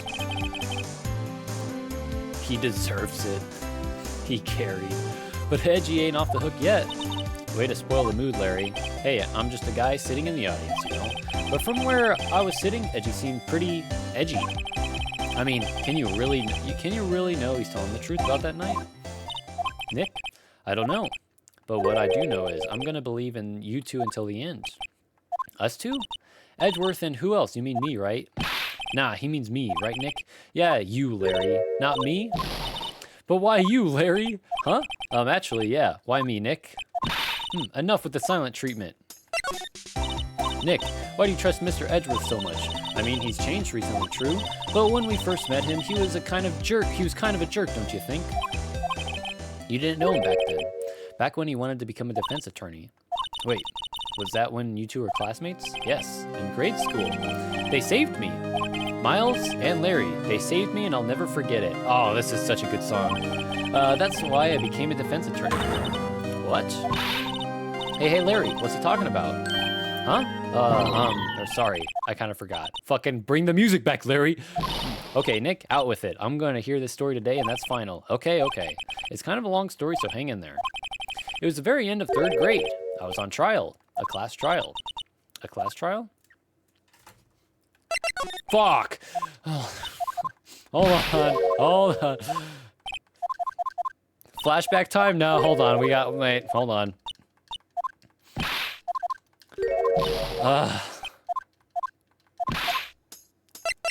Thanks for playing the music. Okay, wrong music. Stop the music. You remember Larry? Spring, end of 3rd grade? Kid in our class got his lunch money stolen. Lunch money? Our school was really small. Every month, kids would bring in an envelope with money for lunch from home. Oh, I see. Anyway, this kid's envelope disappeared with $38 still inside. Oh, here's the music. Okay, it's back. Oh yeah, now that you mention it, I do remember that. I can see why'd you'd forget though. They were out of school that day. You were out of school that day. Anyway, the envelope had been stolen during PE class. I was coming down with a cold, so I skipped PE that day. I was the only one not in class, so they thought you did it. Yeah, the kids in class said I should be put on trial. So the next day, we held a classroom trial, with me as the defendant. I didn't do it. Guilty, he did it. You give the money back, you're such a meanie. No one play with him. Just admit you did it. You can't hide the truth. Tell us the truth. We're not gonna play with you anymore. Yeah, no borrowing my eraser. He shouldn't be allowed in the relay race or on the library committee. Give me back my 50 cents I loaned you. Hey, did you rob the bank the other day? Now, Phoenix, you know you shouldn't steal people's money. It's not right. In the end, even the teacher thought I'd done it. Go over and apologize, Phoenix. What the fuck shirt are you wearing? I didn't know what was happening. I was so sad. I couldn't stop crying. Everyone was staring at me like I'd done it. I tried to apologize. I went to where the boy whose money had been stolen was sitting. That's when it happened. He shouldn't have to apologize. The only thing that belongs in a trial is evidence. Anything else has no place. You should all be ashamed. Amateurs. Miles. And Miles got a fucking bow tie. It wasn't you who stole my money, was it? No. Then you shouldn't apologize. Everyone's been shouting you did it, but no one has any proof. That is why, Your Honor, this boy is innocent. But Miles, it was your money that was stolen. Yeah, he did it. He's the one. Why don't you all just shut up? This is always how it is. Everyone's ganging up and picking up on one person. Just think how he feels. He said he didn't do it, so he didn't do it. Look at fucking young Larry. Very well, I will replace the money myself. This class trial is over. Ads. That's how it happened. After that, the three of us were the best of friends. Wow, I had no idea. Yeah, I had no idea either. I forgot. That's when I learned what it meant to be alone.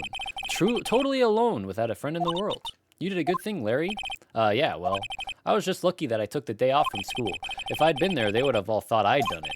So I took it kind of personally, see? When something smells, it's usually the butts. Didn't we learn? I'm pretty sure we learned it literally was Larry, though. Like, I can't remember correct, like 100%, but I'm pretty sure, like, Larry's like, oh yeah, by the way, I have your 38 bucks. Anyway, Edgeworth and I talked about after that class trial. That's when I heard his father was a defense attorney. I remembered his eyes would shine when he talked about his father. I'm going to become a defense attorney just like my father. A famous defense attorney. Then a few months later, he suddenly transferred to another school. The DL6 incident, right. I'm not sure, but the transfer probably had to do with his father's death. That's so sad. It was several years later when I heard Edgeworth's name again. There was an article about him in the newspaper. The headline was something like Dark Suspicions of a Demon Attorney. Fabricating evidence, manipulating testimonies, covering up facts. The article said he'd do anything to get a guilty verdict. Anything.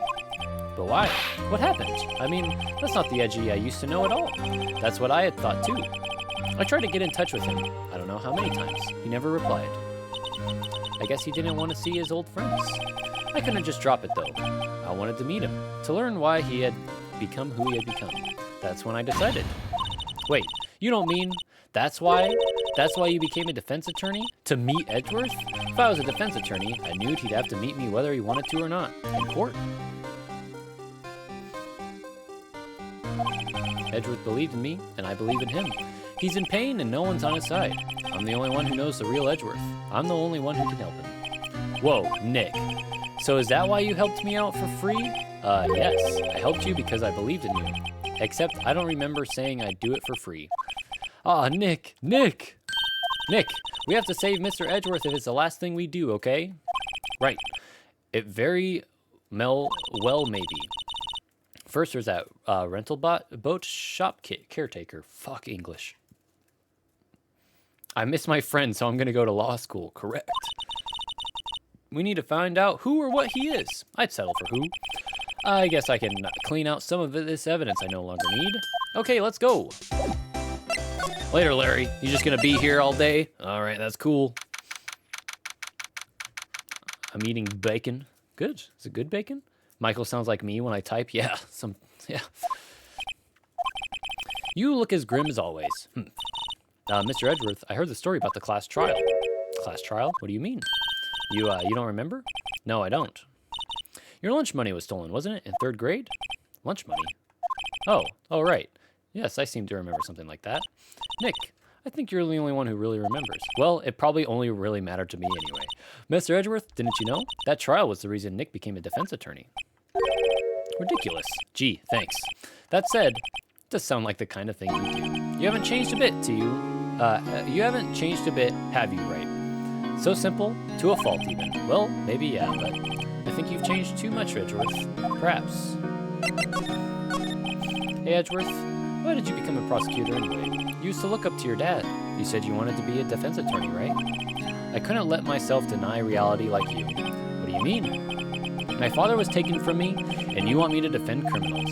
I'm sorry, Wright, but I'm not that good of a person. One suspect was apprehended in your father's murder, right? Yes, the man trapped in the elevator with my father. His name was Yanni Yogi. He had to be the shooter, any way you look at it. Yet, he was found innocent. That defense attorney got him off the hook. That would be Robert Hammond. And we all know I make no fucking sense. Yeah, that's true. On that day 15 years ago, the 3 of us were trapped in that elevator for 5 hours. When we were rescued, we all suffered oxygen deprivation. I had lost all memory of the murder. Lost your memory? Even now, I can't recall what happened in that elevator. There was the crux of Yogi. That was the crux of Yogi's attorney's argument in court. Fuck. He claimed Yanni Yogi had been not of sound mind due to the oxygen deprivation. Yogi was released due to a lack of evidence. Innocent. That's when I changed my mind. I started to hate defense attorneys. What's your relationship with Von Karma? He's my teacher and a man who deserves respect. I learned everything I know of courtroom techniques from him. So he's like my sister was to you, Nick. He is a perfectionist in all things. In court, in his personal life, he is obsessed with doing everything perfectly. Perfectly, huh? In all the cases he has taken on, none were left unsolved, and not one suspect was declared innocent, ever. But that's... I know, it's possible some of the suspects were indeed innocent. However, it is impossible for us to accurately determine that in every case. All Von Karma does is his job, to find the suspect guilty perfectly. In any case, it's nigh well impossible to find a weakness in him. Should a weakness appear, he would do everything in his power to make it all go away. Imagine Von Karma during sex. It has to be perfect!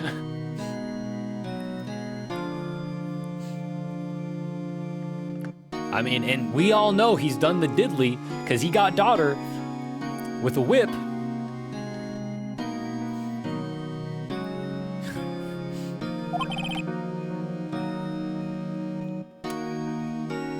Edgeworth, if what you're saying is true, you're headed for a guilty sentence.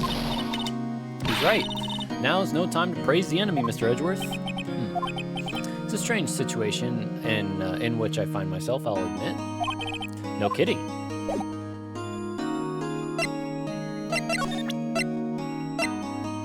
Bird. Okay. What if I show him this? It was that case that changed my life, and tomorrow on December 28th, its statute of limitations runs out. Tomorrow, could that be a coincidence? But even if the case is finally closed on paper, it'll never be erased from my memory, never. Poor Mr. Edgeworth. Hey, what if I just show him this picture too? Nick, no, that's a photo of his father, don't show him that. You're, fuck, I'd be like, hey, look at this. Press it up on the glass. Hey, you. Oh, nothing, huh? All right. Let's go back, let's see. Are you still on vacation, sir? He's out, again. When does he work anyway? Now, don't be harsh. Look at this photo and weep.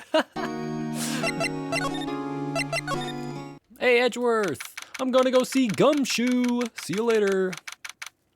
I'm gonna have a party with Gumshoe. Dang it, he's gone. Gumshoe? He won't be coming back today. Oh, really? He said there was some guy he had to arrest by tomorrow. The boat shop caretaker.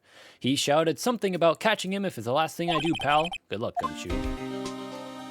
The painting is still gone? Yeah, he's probably never getting that painting again.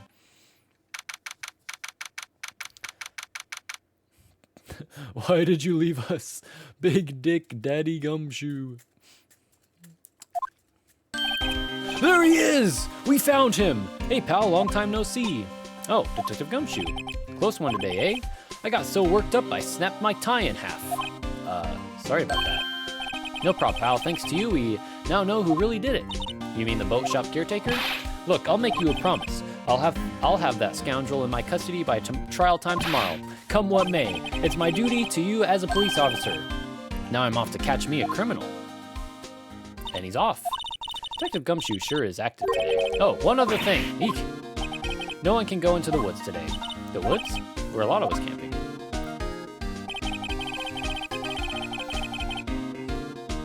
Well, I still have about 3 hours, so...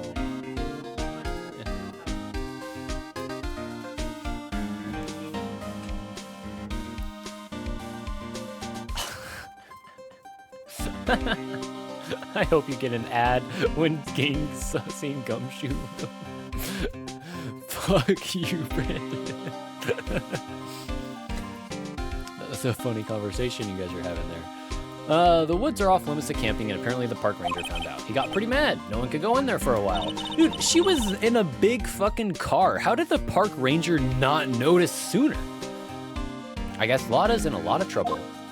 Anyway, I'll be seeing you tomorrow.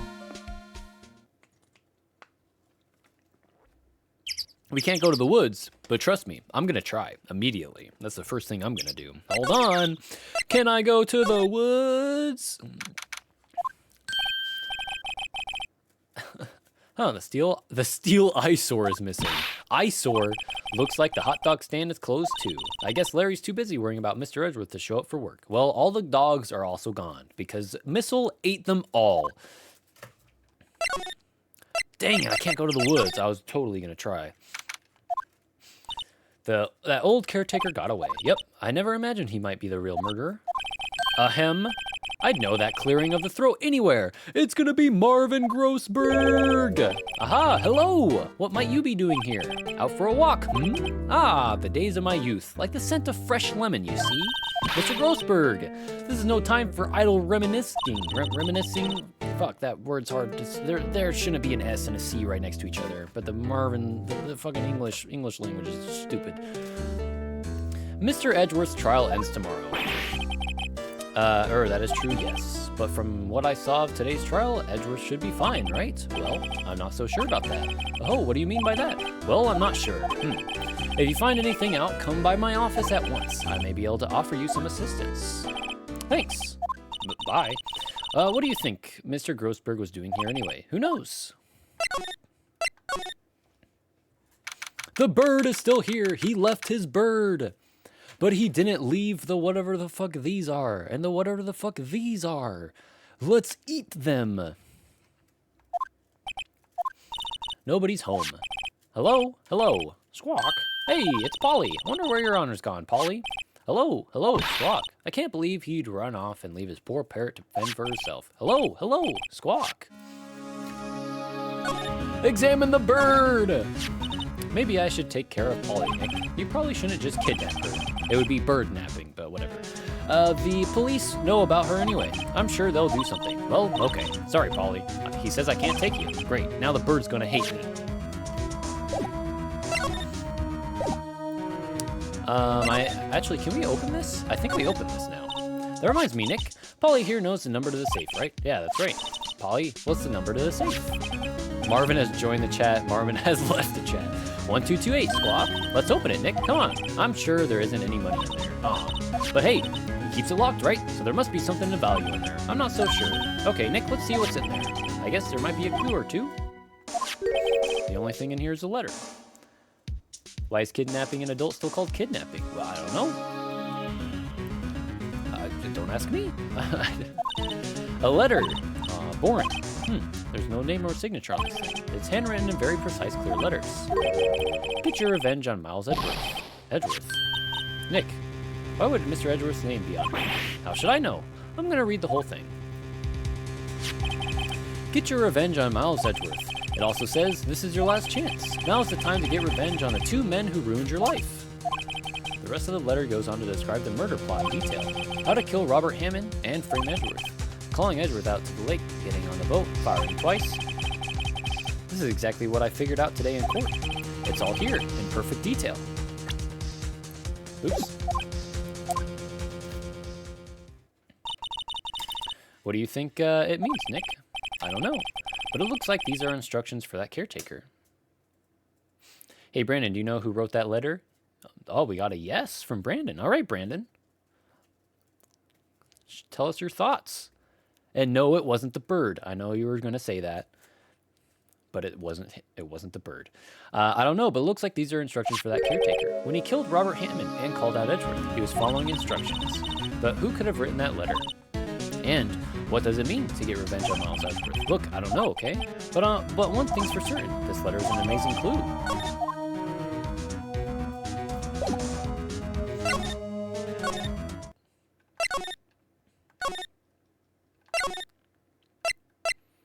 I'm pretty sure I actually go talk to Mr. Edgeworth. Hey, sir, look at this.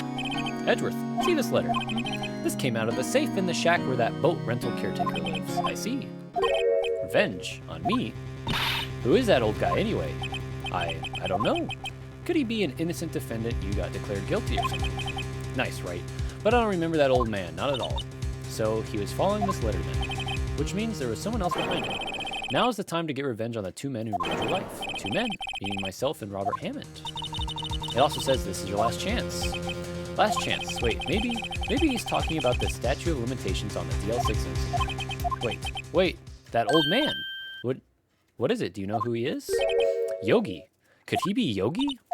Yogi, the suspect in the DL6 incident, the one who was found innocent.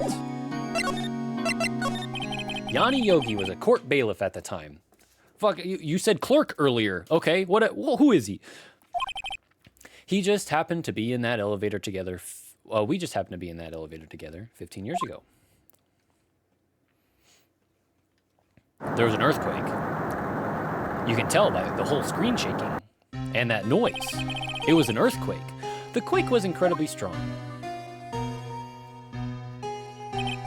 Before I knew it, everything was dark. We were there for so long, it felt like forever. The air thinned and the darkness closed in on us in that little box. We became unsettled. Help, I can't breathe. Quiet, I say quiet. You're not making this any easier. I want to get out. Help, get us out. Don't shout, you'll just use up more oxygen. That's all I remember. When I came to, I was in a hospital bed staring up at the ceiling. In court, Jnana Yogi's mental condition was called into question. They claimed that oxygen deprivation and stress had caused temporary insanity. In the end, the claim passed the court, and Yogi was found innocent. Huh, but isn't that strange? This letter tells him to get revenge on Edgeworth. Why would he want to take revenge on you? Right? Yeah. There's something that's been troubling me these last few days. I didn't know whether or not I should tell you. You mean the nightmare? It's a nightmare I've had. A memory of a crime that I committed. A crime you committed. A memory of a murder. I think the time has come to tell all. For the last 15 years, I've had the same dream almost every night. I wake up in a fearful sweat every time. What kind of dream? It's a dream about my father's killing in the dark. Help, I can't breathe. Quiet, I said quiet. You're not making this any easier. I want to get out. Help, get us out. Don't shout, you'll just use up more oxygen. I can't breathe. You're using up my air. What? Stop breathing my air. I'll stop you. What are you? Stop breathing my air. With multiple A's. No, father. He's attacking father. Then I see the pistol lying by my feet. It makes a lot of sense that he's a bailiff and not just a random clerk, because I assume that the pistol is actually his, because a bailiff is a sworn officer, so... I don't know if it was evidence from that day in court, or the bailiffs. In a daze, I pick up the pistol. Get away! Get away from my father. Bang. Whoa. With lots of A's. And with that scream, I wake. It's a bone-chilling scream. A scream that has rung in my ears for the past 15 years. But that's just a dream, right? Right? That thought is the only thing that has kept me sane for the last 15 years. But what if I'm wrong? What if it's real? They say that sometimes people shut out memories in self-defense. Maybe it was I who killed my father. But if you think about it that way, this letter makes sense. Get your revenge on Miles Edgeworth. Think about it. Yogi was really innocent. That's why he wanted revenge against me. Wait, Edgeworth, you mean? It was me. I was the true criminal of DL6. I shot my father. This is bad. What are we going to do, Nick? What can we do? I don't know. I don't think there is anything we can do, like it or not. If there's someone else who knows a lot about the DL6 incident, maybe. There is, Nick. There is someone else who knows about DL6. Jerome heard all that. Yeah, Jerome's just standing in the back here. He's like, Edgeworth, can you say that again? Into this microphone? Hey, dude, we gotta go say hi to Grossberg. Mr. Grossberg! Ah, hello there. What's wrong? You look troubled. No kidding. I can't believe you're not. My. Just calm down and tell me what's happened. It's Mr. Edgeworth. Stop. I see. So Edgeworth dreamt he shot his own father. It's only a dream. Only a dream. Oops, I didn't mean to press that. I wonder. What? If that's the case, then why do you two look so troubled? Well, also consider this. Yogi quite certainly holds a deep grudge against Miles Edgeworth. So deep he'd want to frame him for murder. This leads me to surmise that Mr. Edgeworth's dream was not a dream. It was real, as you imagined. Miles Edgeworth threw the pistol to save his father. The pistol fired, and the deed was done. No, I don't believe it. Yogi was... Fuck, I keep pressing it. Yogi was suspected of murder, and his career as a bailiff was irrevocably wrecked. Thus, he sought revenge on Miles Edgeworth. This was his last chance, of course, with the statute of limitations so close. What do you know about Edgeworth's father? He was a defense attorney without peer.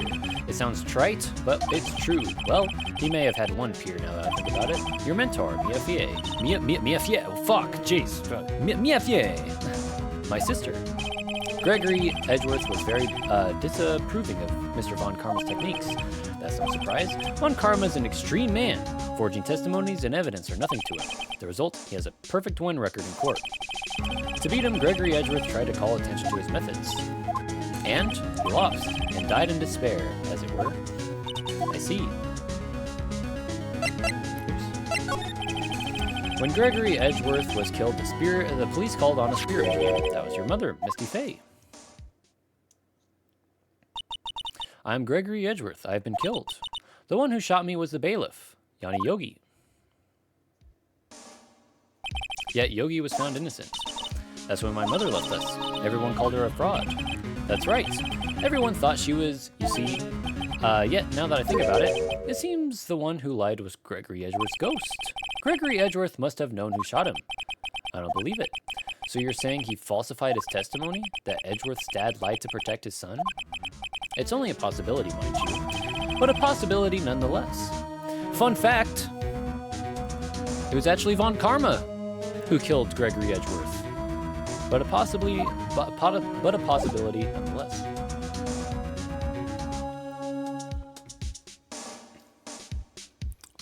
I thought there was a bug up there. There's a fucking piece of dust like hanging off the ceiling. I was like, what the fuck? It's like directly above me. Hey, you want to look at this? I wonder what would have became of Von Karma were he alive. Because Edward's dad broke Von Karma's perfect record, that's the main reason? Yes. That is true. He says he has a perfect record, but that's not true. It was Gregory Edgeworth who made him have a not perfect record. And as a result, he murdered him. Alright. Let's see. Is Brother Man here? He is not. Let's see if I can figure out where the hell I'm going now. Nope. Okay. Let's see. Trash can. Is there anything in the trash? What? What's wrong? Huh? Oh. Never mind. What? Tell me. Just when I saw the TV, I remembered. They're showing a Pink Princess special this week. Oh. See? That's why I didn't want to tell you. And the first gunshot when Miles threw the gun hit Von Karma? Yes. That is why we're literally going to use a metal detector against Von Karma in this next trial.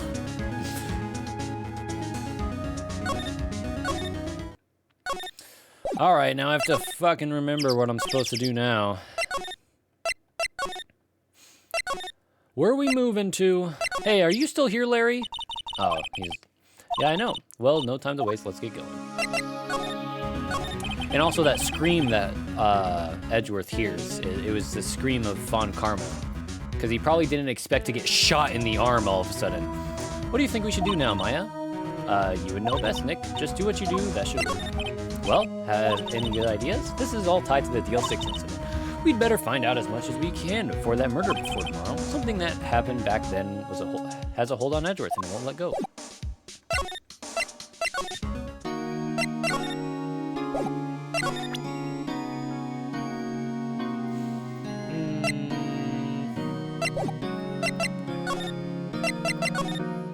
I think I've technically showed him the letter.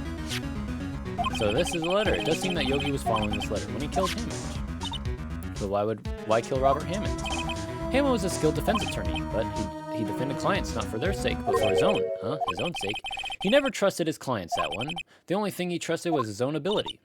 But he got his client found innocent, so why should it matter? Actually, my dear, it's quite different. He won that innocent verdict for no one but himself. Yogi was a free man, but socially he was ruined, You'll understand soon enough. Wait, what is it? This letter. I've seen this handwriting somewhere before a long time ago. Whose handwriting was this? Do you have any idea who wrote this? Could it be Manfred von Karma? Von Karma. Why would he have something to do with this? Well, I'm not sure. Von Karma, Von Karma. Wait, you're right, my boy. This is Von Karma's handwriting. I'm sure of it. I used to see it all the time on court reports. What?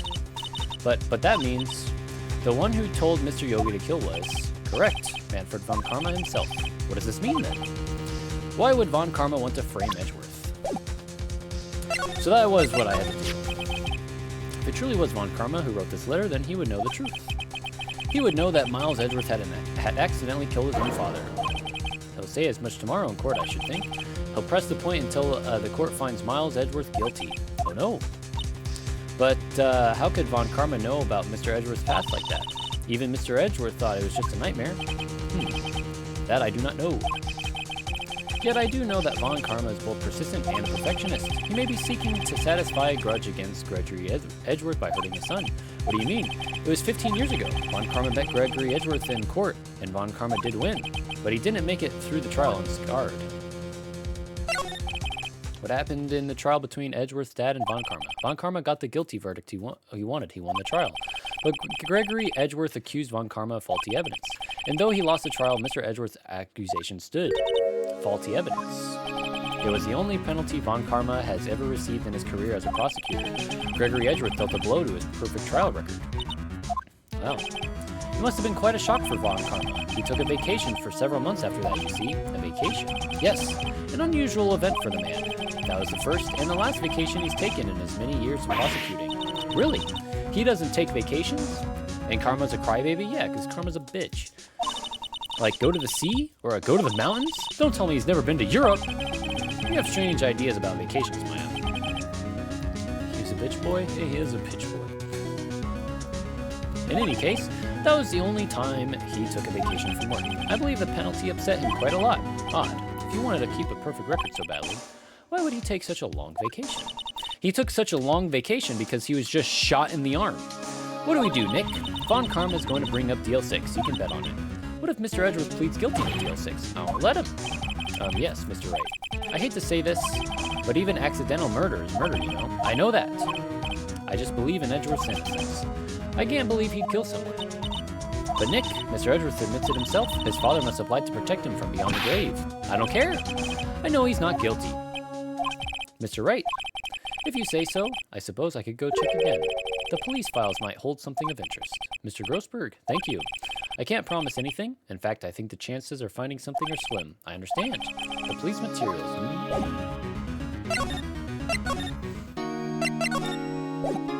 Just in case, I was going to check. I believe Edgeworth's dad genuinely thought Yana Yogi killed him. Yeah, because let's look at the picture. Can we zoom in on this? There's a very clear bullet hole through this window, but no one talks about the bullet hole. Also, all three of them were completely passed out due to oxygen deprivation. And so it wasn't him trying to protect his son. He just literally didn't know that Von Karma was there. Because I don't remember how it happens, but I don't think Von Karma was trying to find them. He just walked to the elevator, pushed the button, and opened. He saw all three of them and the gun, and he was like, well, good as now as ever. It's time to kill a man. He was like... There's hardly anyone here. Everyone must be out looking for the old guy, Yogi. Ah, it's you. I don't think Gumshoe will be coming back today. He's staying out late looking for someone. Sounds like Detective Gumshoe is pounding the pavement for real. We were wondering if we could check out the records room again. Well, now I can't have just anyone wandering around in there. But I guess Mr. Von Karma is in there now anyway. You can go in as long as he's there. Von Karma? Yes, he just arrived actually. Von Karma's in the records room. Nick, let's hurry. At this moment, I would immediately hide this piece of paper that we have, the letter to Yana Yogi. Dusty as always. We were only here just yesterday. I'm sure they just haven't had time to clean. What's wrong, Nick? Nothing. I was just noting that he isn't here. Von Karma. Huh, one of the drawers here is open. Someone must have been looking in it recently. The label says unsolved cases evidence. Unsolved cases. Nick, the file for DL6 is completely empty. What? What are you doing in here? Eek. Hello. You are even more terrifying from the front than you are from your slight, like, 45-degree angle projection we get. The power came back on and Von Karma was there and decided, I'm gonna kill this guy? Yeah, okay. Ads, no. Von Karma, you. How do you know my name? Huh? Have we met? What are you saying? We see each other every day, don't we? We're Miles Edgeworth's defense team. Defense team? Ahem. Beg your pardon. You see, I rarely remember defense attorneys. They're like bugs to me, needless things to be crushed. I can see how this guy was Edgeworth's mentor. Mr. Edgeworth is your student, right? A romanticist who still can't shed that veneer of amateurism. Just like his father, always second rates. Mr. Von Karma, you had an axe to grind with Mr. Gregory Edgeworth, didn't you? Me? A grudge against a mere defense attorney? Why? Because he dealt a blow to your otherwise perfect trial record. So you did. But what I don't get is, why did you take his son under your wing afterwards? The son of your most bitter rival. That, my dear attorney, is none of your business. So bro just don't know who we are. Yeah, he's a very egotistical man. He probably doesn't even know what his own wife's name is if she's not perfect. He probably doesn't even have a wife. His daughter was probably from some poor... I'm just kidding. Tomorrow will be the last day of this trial. I come back to a demon. It's been a while since I've had a defense attorney last this long. Still, you will lose in the end. Miles Edgeworth will admit his own guilt. His guilt of 15 years ago, you mean? You're quite the researcher. If you've done your homework so well, then clearly you must understand. You know what Miles Edgeworth will tell the court tomorrow. We were right. So Von Karma is going to bring up DL6 in court tomorrow. And then I very, very foolishly show him this piece of paper for whatever fucking reason. Mr. Von Karma, have a look at this. This was you, wasn't it? You instructed Yanni Yogi to commit murder. Yanni Yogi. How many years has it been since I've heard him called by that name? He's a fool. I told him to burn it after he read it. So you admit it. You wrote Mr. Yogi this letter. Yes, my dear defense attorney. Thank you for taking the trouble to bring it to me. You've saved me from a lot of needless hassle. What? Nick, what is that thing? A stun gun. For self-defense, usually. Indeed. 600,000 volts will course through your body like a dog touching an electric fence. 600,000? Oh, don't worry. People don't die from it. Usually. Now give me the letter. Nick, run. Maya, out of my way. And I like how Maya got tased for fucking nothing. She tried to protect us, and we stood there and was like, oh my god, and then got tased.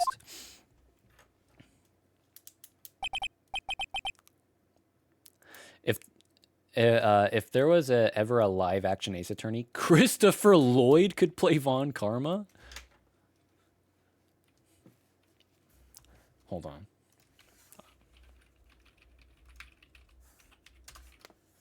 Oh my god. Man, he was so happy being Doc Brown.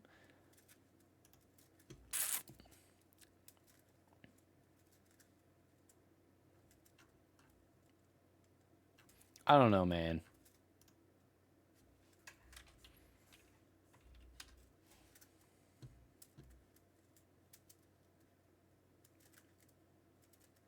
He does look a lot like him. But I mean Christopher Lloyd was so happy playing Doc Brown. Could he be such an asshole? He was the bad guy in Roger Rabbit. Roger Rabbit doesn't count, okay? Fucking Who Framed Roger Rabbit? We don't count that one, all right? The letter's gone, of course. And he took the DL6 evidence, all of it. Back to having no clues. Wait, Maya jumped first. Maya, is she okay? Maya. Maya, open your eyes. Maya. The letter, did he take it? Huh? Oh, yeah. Are you okay? Touche. I couldn't stop him. I jumped as fast as I could, but one shot from that thing knocked me out cold. I'm useless. I'm no good as a lawyer or a medium. I can't even call my sister. Not even now when we need her the most. I wish I hadn't woken up at all. Maya, there has to be some way I can help her. I'd better do something about her self-confidence first. Maya, she's holding something. What is that? a bullet. DL6 incident evidence number 7, taken from the heart of Gregory Edgeworth. I remember. Von Karma was holding this when Maya jumped him. Von Karma just tased a 17-year-old girl. Yeah, we're not gonna fucking talk about it. There's no security cameras in this evidence locker. You're most definitely not useless. I'll prove it to you in court tomorrow.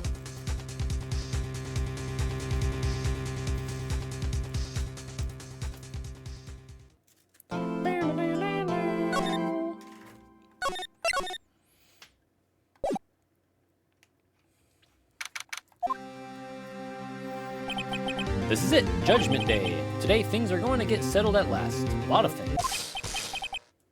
Wow. What's the big idea? Sorry, Nick. I only touched your shoulder. I guess the shock hasn't worn off from my run-in with the stun gun yesterday, which is complete BS. That's not how electricity works, but whatever.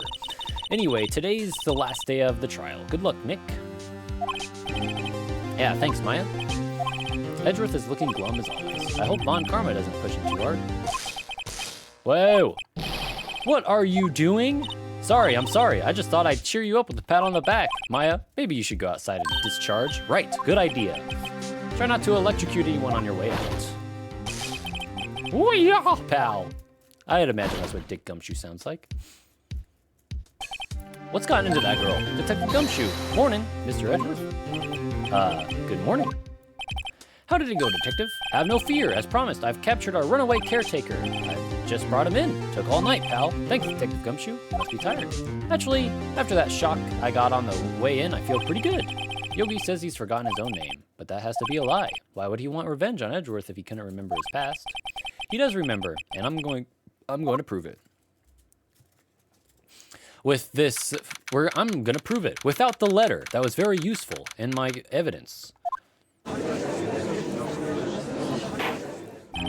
Court is now in session for the trial of Miles Edgeworth. The defense is ready, Your Honor.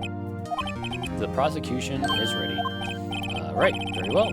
We have reached the final day of our proceedings in this trial. I ask that the prosecution submit decisive evidence. Understood.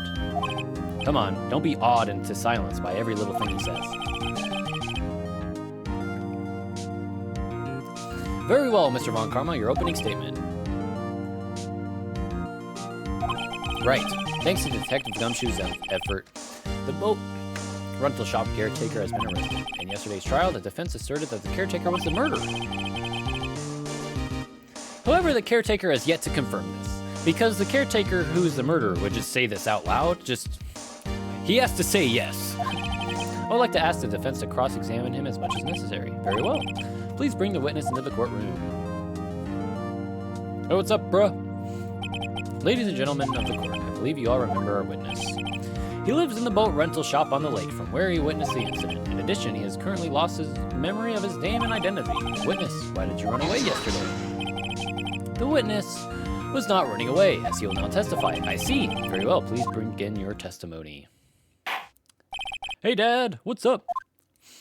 It's me, Keith.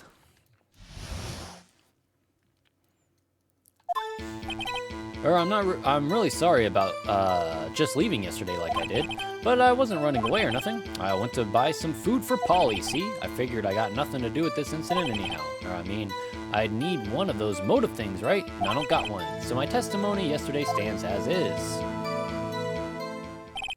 Very well. Let's begin the cross-examination, shall we? He has to know his name. Yanni Yogi? You're Yanni Yogi, and I'm going to prove it.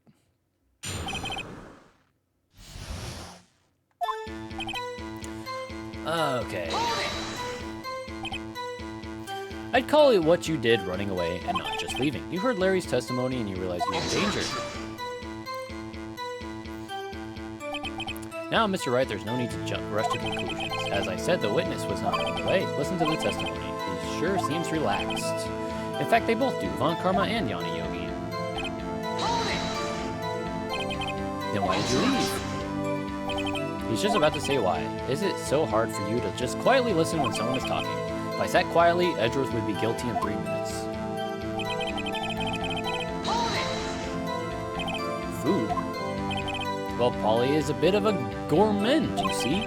She only eats these high-quality bird pellets from France. They only have them in the big pet shop downtown. But you weren't arrested until this morning. Why didn't you go back to the caretaker's shack? Oh, well, kind of got lost, you see. The witness has trouble remembering things sometimes. When the police apprehended, whatever the fuck, I don't know what the hell he said. All right. See you later. Dialogue. I see so he's lost. Please, Your Honor, come to your senses. You've lost much of your memory, is that correct? Yep, seems like it. Then how could you know that you didn't have anything to do with this incident? Or maybe you're lying about not having your memory. You know exactly who you are. The witness has testified quite clearly that he has no memory of who he is. If you claim he's lying, then show the court proof. How am I supposed to prove what's going on in that old codger's head? That's impossible. I'm glad you've come to your senses, Mr. Wright. Very well, witness, please continue. How can you say you had no motive? I see you do. You had a grudge against Edgeworth and the victim, Robert Hammond. That's why you took revenge on them, right? Please don't make me repeat myself, Mr. Wright. This witness has no memory of anything beyond several years ago. He can't hold a grudge. It's impossible. Mr. Wright. Might I say something, Mr. Wright? Yes, Your Honor. You've been saying the same thing now over and over again. You've been calling the witness's memory of the past or lack thereof into question. But does this really have anything to do with the current case? Of course, Your Honor. The witness has said he has nothing to do with this case and no motive. Both of these statements are lies. Order. Mr. Wright, there is a serious problem with your claim. Or are you saying you know who this witness is? Of course, Your Honor. Oh, now this is interesting. I would like to know myself, so who is he? Don't play dumb, Von Karma. Mr. Wright, please tell us this witness's name. His name is Yanni Yogi, a former court bailiff. Yogi? That name seems familiar. Oh, Yanni Yogi, from the DL6 incident. It figures the judge would have heard of it. It was such a famous case. But what does this mean? I just dropped my slinky again. Your Honor, if this man is Mr. Yogi, then he has a clear motive. Gregory Edgeworth, it's Robert Hammond. Jumping to conclusions again, Mr. Wright. This witness is Yanni Yogi. Fascinating. However, how do you propose to prove this to the court? This is a court of law, and as you may recall, you need proof. And allow me to repeat once more that the witness has lost his memory. This is it. I have to do this now. If I can't prove he's Yogi right here, right now, then I've got nowhere else to go. Nick, how are you going to prove it? How can you prove that he's Yanni Yogi? It's okay. It's actually quite simple. Your Honor, please take this man's fingerprints, then we'll compare them to the fingerprints on file for Yanni Yogi 15 years ago. I see. That makes sense. He doesn't have any fingerprints. I'm so very, very sorry, Mr. Wright. Why? The witness has no fingerprints. What? No fingerprints? You see, before I worked as a caretaker, I worked at a chemical plant. I burned my fingers working with this stuff, yup. What? Yogi, you sneak. You burned your fingerprints off to hide your past. Well, if the witness has no fingerprints, I guess we will not be able to prove his identity. Well, what will you do, Mr. Wright? It seems that the case has been decided, no? No, I know what happened. I know everything. I just can't prove it. But no, I can't let it end like this. I can't lose. There has to be another way. There's no one who can testify as to who this witness is. No one. Nick, what are we going to do? I didn't even consider that he might have erased his fingerprints. What do I do? Well, Mr. Wright, perhaps you'd like to cross-examine his parrot for a little comic relief, Yeah, very funny. You're a sore winner, Von Karma. Wait a second. Cross-examine his parrot. What is it, Nick? No, you're not going to. Your Honor, here it is! Let's go! The defense would like to take Mr. Von Karma up on his proposal. Take Mr. Von Karma up on my proposal? Exactly, Your Honor. I would like to cross-examine the witness's pet parrot. Ayo! Ayo! How about a DNA thing? DNA in this world doesn't exist. Yeah, we can't look at this DNA. Order. Well, what do you think, Mr. Von Karma? Need you even ask? This is a farce. I object. Wait a second. You were the one who suggested I cross-examine the parrot, Von Karma. I have a right to do as you suggested. Well, if you're so desperate, then please be my guest. Of course, should you go through with this and nothing comes of it, then I hope you're ready for the consequences. Nick, this is crazy. Well, still want to go through with your little game? Yes, sir, I am doing it. Let the parrot take the stand. I'll cross-examine her, Your Honor. This is the most ridiculous thing I have ever heard. Von Karma's rigged every person's testimony, every piece of evidence, except the parrot. She's my last chance. At least, I think so. Bailiff, bring in the parrot. What's up, Polly? Squawk! That's quite a bird. Please tell us your name. Name. The witness is ignoring me. It must hurt to be ignored by a bird. Very well, witness. Who is your owner? Please testify for us.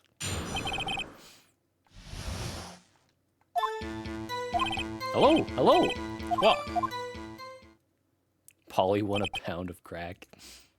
Imagine Von Karma trying to convince the parrot not to say certain stuff. Certainly the most concise testimony for so far. Very well, begin your cross-examination. Right. What are you gonna do, Nick? I don't know, Maya. What do we do, Maya?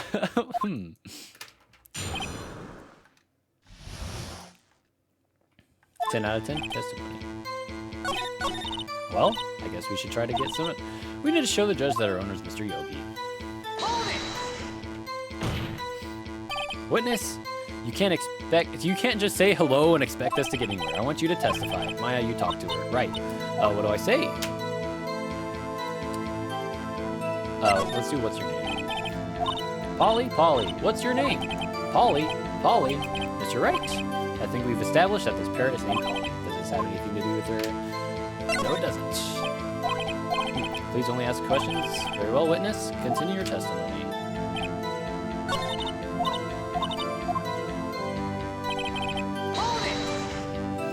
I just wanted to do that. As I recall, 2 days ago, Polly, have we forgotten something? Squawk, don't forget DL6. If I could get Polly to say that here, that would prove that the caretaker had something to do with DL6. Polly, have we forgotten something? Hello. That's not what you're supposed to say. Forgot. Something we forgot. Hello. Uh-oh, it's not working, Nick. She won't say it. This is ridiculous. Why won't she say it? Something the matter, Mr. Wright? Wait, don't tell me Von Karma expected this. He couldn't have retrained the parrot, could he? Did he train her not to respond when we asked if we forgot something?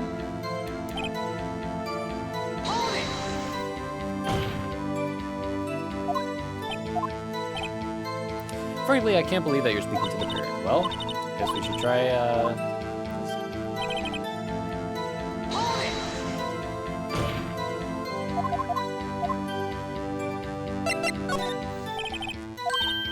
the safe. Why? Let's just try to get her to say anything, okay? Polly, what's the number to the safe in the shack? 1228. 1228? My, what a reckless parrot. Well, Mr. Wright, you are claiming that this number has something to do with the caretaker. Actually, it does. Oh my gosh, did he actually do that? I don't know. I honestly don't know. That's why I had her say it. Ridiculous. How can the number to a safe tell us who the caretaker is?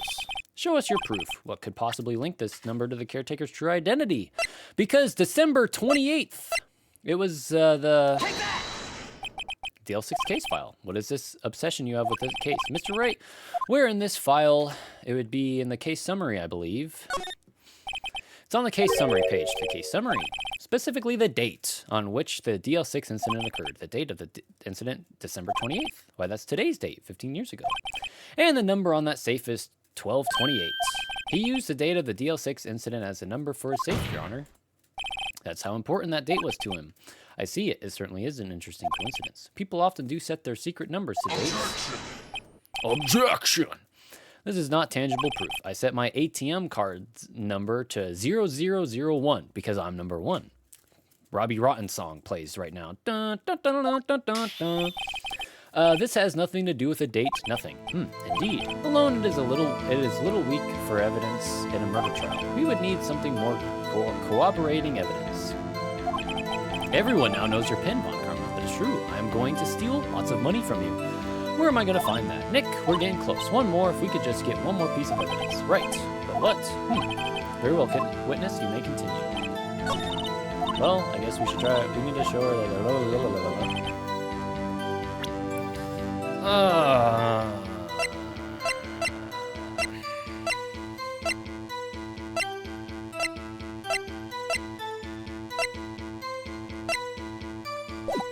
I seriously doubt I present something. Do I make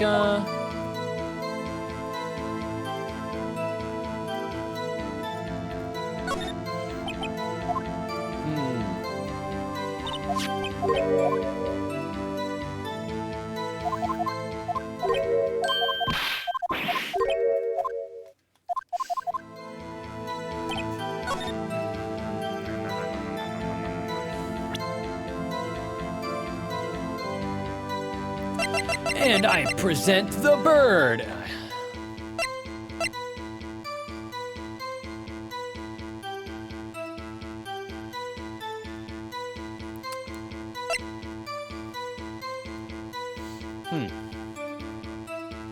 I can't remember what I present here. Nice picture of Von Karma you put in Shmeems, by the way, William.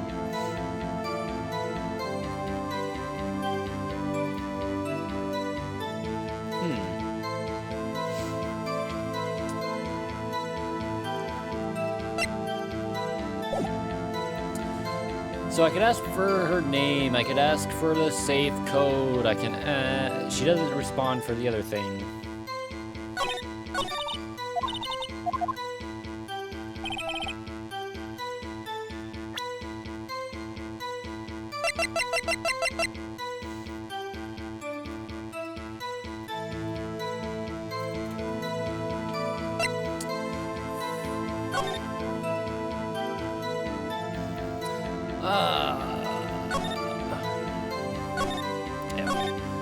Trapped in an elevator.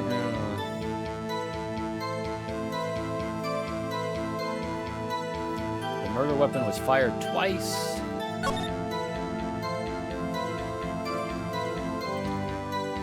Oh shit! After his arrest, fiance hold on. Wait a moment.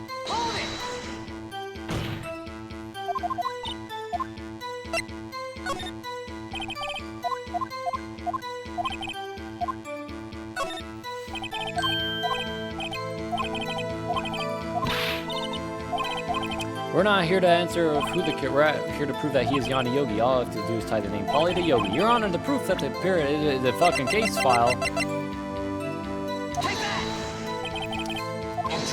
Hold on. That's quite a large file you have there. Which page is this proof on, then? Shows our time. Very well, Mr. Wright, please show us a page. We're in this file, the suspect data. It's on the suspect data page. This page has all the information about Yanni Yogi. Right after he arrested his fiancée committed suicide, see? Indeed, it does say that, yes. What was his fiancée's name? Polly Jenkins. Polly. Exactly, Your Honor. He wanted to remember the name of his fiancée who had committed suicide. That's why he named his parrot after her. I see. I guess that is possible. Bah, a mere coincidence, that's all. My granddaughter has a dog she calls Phoenix. Well, Mr. Phoenix Wright, does this make you my granddaughter's fiancé? She's only 7 years old. That's enough. I think we've reached a conclusion here. This is a mere coincidence. That's all true. That is a possibility. However, two coincidences at the same time seem more like a pattern to me. What are you saying? Summon the caretaker of the boat shop immediately. Witness, tell us your name. Wait, this witness, he doesn't remember. No, it's okay. And then, I like his, hello, I have broad shoulders. I've accomplished what I wanted to do. I'm done. Nick, he looks totally different. This is the real Yogi, I think. Finally. He's been acting feeble to hide his true identity. Acting for 15 years. Well, let me ask you again. Please state your name for the court. My name is Yanni Yogi. 15 years ago, I served as a bailiff in this very court. Order, order. Yanni Yogi. So was it you who killed Robert Hammond and tried to frame Miles Edgeworth for his death? Yes, it was me. I did it. They put me on the witness stand 15 years ago. Robert Hammond, he said I was mentally unsound. He told me it would make me innocent, get me off the hook. So I pretended to have brain damage. I was innocent, really, but he didn't believe me. We won the trial, but I lost everything. I lost my job, my fiancé, my social standing. Then this year, 15 years later, a package arrived. It was a letter and a pistol. The plan was written out in careful detail. It was a plan for me to take my revenge on the people who ruined my life. I didn't care who had sent it. I thought this was my chance. After 15 years, this was it. Finally, a chance to have my revenge on Robert Hammond and Miles Edgeworth. I have no regrets. Wait a moment. Revenge against Miles Edgeworth? What do you mean? I'm not at liberty to speak on that matter. Why don't you ask Mr. Edgeworth yourself? Anyway, I admit it. I was the one who killed Robert Hammond. Von Karma, where's Mr. Yogi? Under arrest, Your Honor. I saw no room for error in his confession. Then the defendant, Miss Miles Edgeworth, is innocent. In this case, at least. Very well. Will the defendant please take the stand? There are a few mysteries left unsolved. Still, you are cleared of suspicion for this particular case. So I'd like to pass judgment on the murder of Mr. Robert Hammond. Any objections? I don't believe it. Why isn't Von Karma saying anything? But wait, there's more. Very well. This court finds the defendant, Mr. Miles Edgeworth, not schmilty.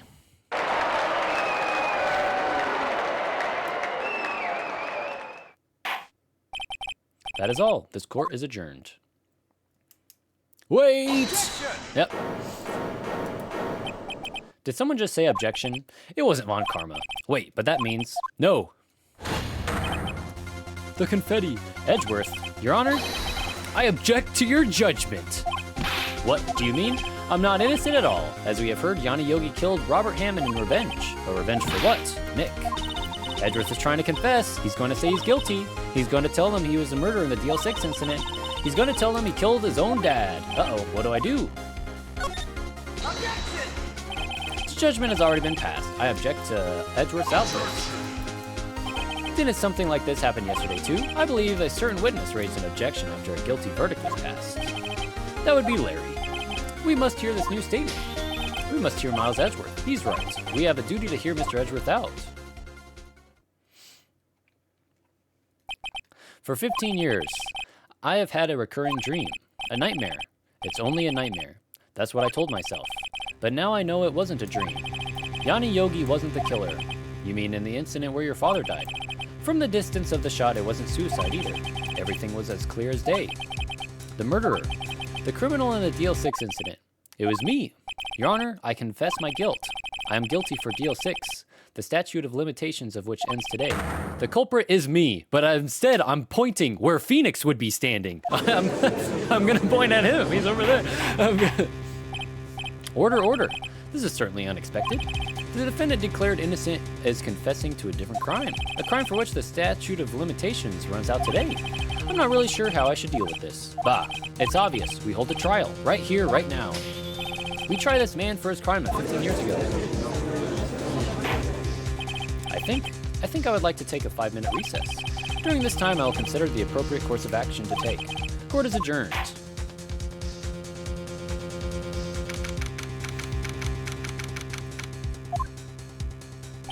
I'm sorry, Wright. I've just wasted all your effort. Mr. Edgeworth, I don't believe it, sir.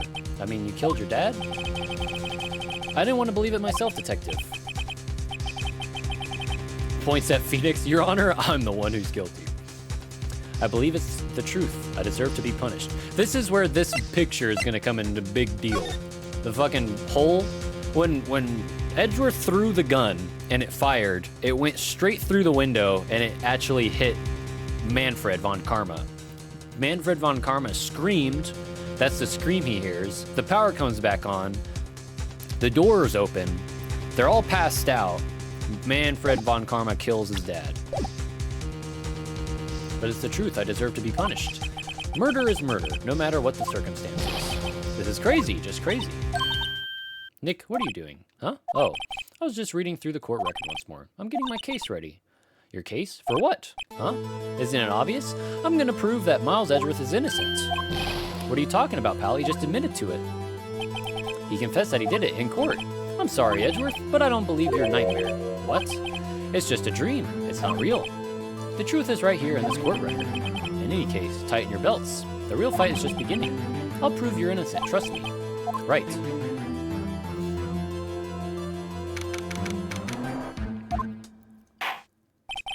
Now then, I would like to resume our trial. Judge, Miles Edgeworth has admitted his own guilt. He has confessed his crime.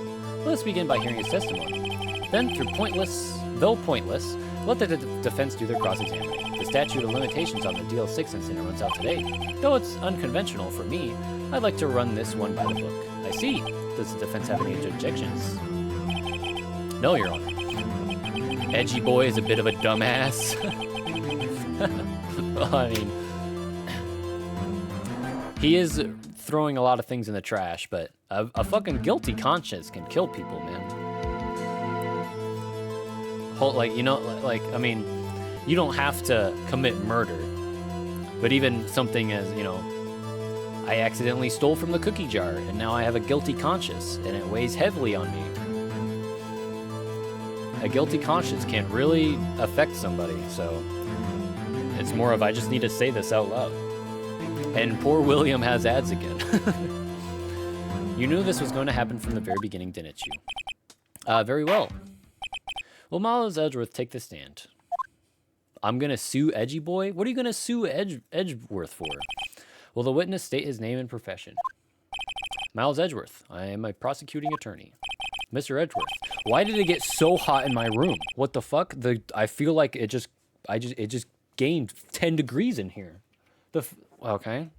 The fan is literally on, but my computer isn't overheating or anything. It's actually blowing out cold air, my fucking computer. 15 years ago, you mistakenly killed your father, Gregory Edgeworth. This is correct. It is correct. Then testify about this matter to the court. When Edgeworth was telling me about his dream yesterday, I noticed something. One detail didn't quite fit. That'll be the key, but only if I could get it to work. Please, please. I'm back. What's up? Back just in time. It's time to listen to some epic music and listen to this testimony. That day, I had gone to the courtroom to observe one of my father's trials. As we went to leave, an earthquake struck, trapping us in the elevator. My father and Mr. Yogi lost their composure and began to argue. Just then, something heavy fell at my feet. I picked it up and threw it at Mr. Yogi. I wanted them to stop fighting. A moment later, there was a single gunshot, then a scream. It was a terrible scream. I remember it to this day. I am now going to reenact that scream. He just starts screaming in the courtroom. That's all. And that is what the scream sounded like, in case you guys wanted to know. And until now, you thought this memory was a dream. We were stuck in that elevator for 5 hours. The oxygen in the elevator ran out, and I lost my memory of the events. You know, it's interesting that Miles Edgeworth says that he's had a reoccurring nightmare for the past 15 years, which and the reason I think that's interesting is because that's literally something that could happen. I've had the same dream over and over again, and like I've had it so many times that I can just fucking remember it. I would say it used to be a nightmare, but now when I wake up, I'm like, oh, I just had that dream again. It's really weird, though. I honestly feel like it's something I can turn into a book, I'm going to be honest. This fucking long-ass novel of a nightmare. Same old scene. The oxygen in the elevator ran out, and I lost my memory of the events. Bah, the same claim Mr. Yogi has made. Very well. Mr. Wright, your cross-examination, please. Yes, Your Honor. I wonder why people have dreams or nightmares. I wonder why people can have the same nightmare and the same dream. You know what? We're going to fucking pause this real quick. Oops, I just closed Firefox. I didn't mean to do that. Stream Manager. Okay, let's open that back up. Let me see. Why do people dream?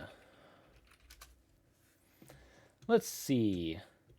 There's a lot that experts don't know about why people dream and where dreams come from. However, the prevailing theory is that dreaming helps you consolidate and analyze memories like skills and habits, and likely serves as a rehearsal for various situations and challenges that one faces during the daytime. That can't be fucking true because the nightmare I've had before literally can't happen. Let me see. Why do people have nightmares? Nightmares can arise for a number of reasons. Stress, anxiety, irregular sleep, medications, mental health disorders.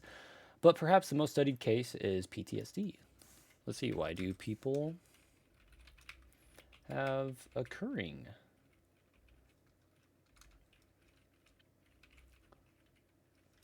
If I get my fucking controller wire is in the way because it's not a wireless controller.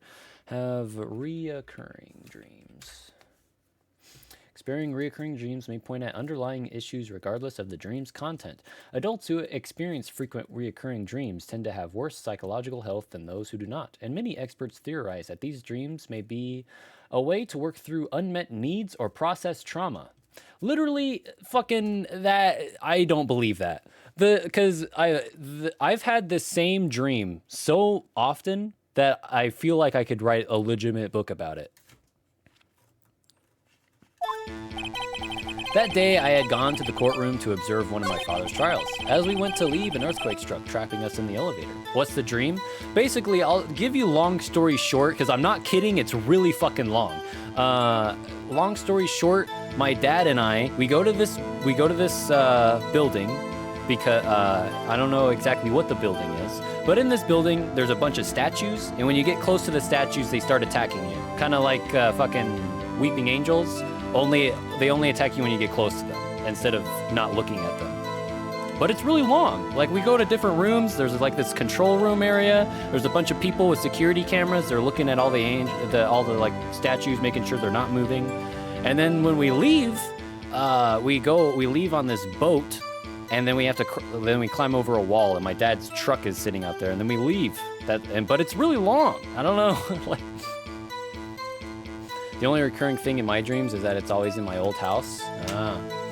As we went to leave an earthquake struck. All right, okay. We already read all of this. Write a book? Yeah, dude, I'm about to write a book right now. What was the trial your father was involved in on that day? I don't remember things very clearly. Only two things. I know my father lost, and Mr. Von Karma was the prosecuting attorney. Mr. Von Karma. You were handling that case. It was 15 years ago. I don't remember the details. That was when Edgeworth pointed out the problem in Von Karma's evidence. So there were 3 people, including yourself, trapped in that elevator. Yes, myself, my father, and Yanni Yogi. We were fine at first, but then as time passed and no one came to help. What did you do then? I was a 9-year-old boy at the time. What could I do? I was scared, trembling in the corner. But then... What was it? A pistol. I assume it was the bailiff Yanni Yogi's. The safety must have come off when it fell from its holster, and you picked it up. What happened next? Did you know it was a pistol when you threw it? I think I knew. I knew it was dangerous, but the air was getting so thick I panicked. So you're saying that you threw the pistol at Mr. Yogi. I was in a daze. The gun fired once. Yes, I think after I threw it, I lost consciousness. Since then, they've echoed in my head every day. That gunshot and that horrible scream. The scream. You used to have a reoccurring dream? What was your dream all about? To this day, yes, I can practically hear it now. I doubt I will ever forget that scream as long as I live. There it is. One part of that testimony clearly contradicts the evidence, but I don't know what it means. I'd better find out, and quick.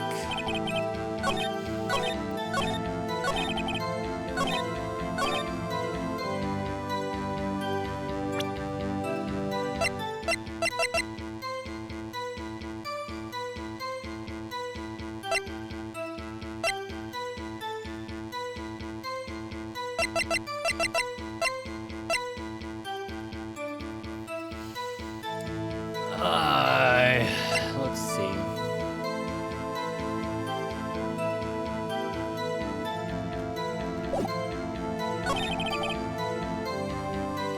You start off in a shed for some reason. It's a good spot to start a dream. Yo, there's a wild Magikarp in chat. Hold on, Pokecatch.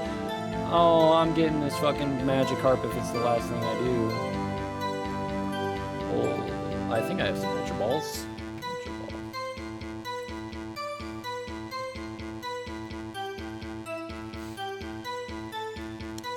A moment later, there was a single gunshot and then a scream. We know that the gun was fired twice, but I want to know where it says that. Is it here? The murder weapon was fired twice. Here it is.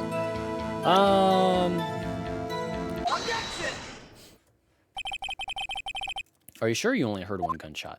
Yes, I'm sure of that. I heard the shot and the scream, and everything faded. I was unconscious until the rescuers came. I see. I'm also gonna catch it. Dude, if you get this Magikarp and I don't, I'm timing you out for 15 minutes. No, Your Honor, unfortunately you don't. Look at this file one more time. This plainly contradicts the witness's testimony. You do enjoy dragging out that file, don't you? I don't accept this evidence, unless you can tell us what page it's on. What page contradicts Miles Edgeworth's testimony? Look at the victim data in this file. It says it quite plainly, the murder weapon was fired twice. Wait, I can trade you it if I get it. Motherfucker. All right, you're getting timed out for 15 minutes.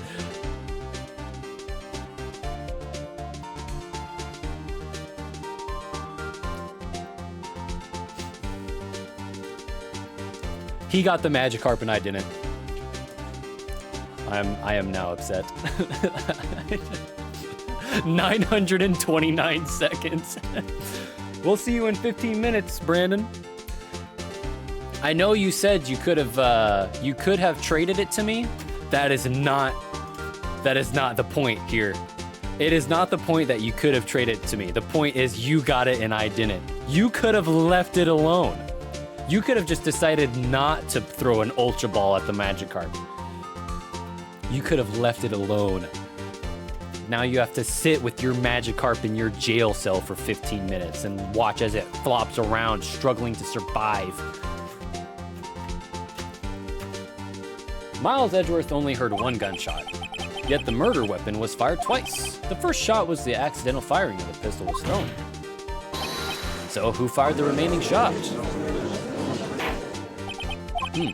Was there perhaps another shooter who fired that second shot? Your Honor, as I'm sure you're aware, this incident occurred 15 years ago. The evidence is dated. The pistol did fire twice. However, we do not know when that second shot was fired. It might have been fired the day before the incident. There is no proof that the second shot had anything to do with this incident. I see. You do have a point, Mr. Wright. The murder weapon was fired twice, as we have heard. One of those shots was fired by the defendant, a boy at the time. Do you have any proof that the other shot fired has something to do with this case? Yes. Your Honor, I think I'll be able to show you proof. What? Impossible. Now, Mr. Von Karma. Save your surprise for after you've seen the evidence. Very well, Mr. Wright. Show us your proof. Do you have any evidence that the second firing of the pistol is related to this incident? I think I showed this. I mean, I still have 5 strikes or whatever it is, 6 strikes, so I'm not that worried about not getting it. Look at this photograph. This is a photograph of the scene of the crime 15 years ago. I can see that the victim lying there is Gregory Edgeworth. This proves the murder weapon was fired twice at the time of the incident. This photo proves it.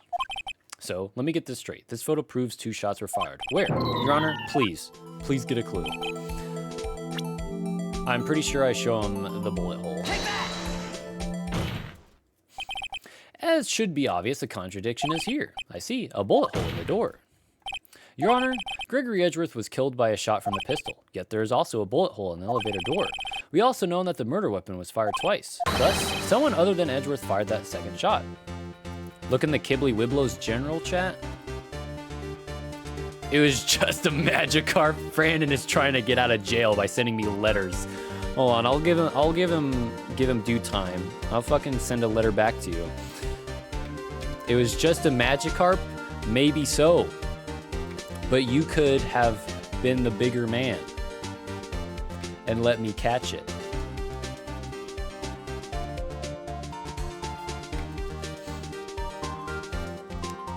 You just had to go throwing your Pokeball at it at the same time I did.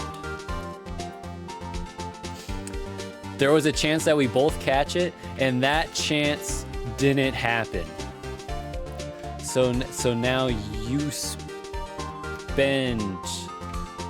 your time in timeout. And think about what you've done. I can trade it. That isn't the point here.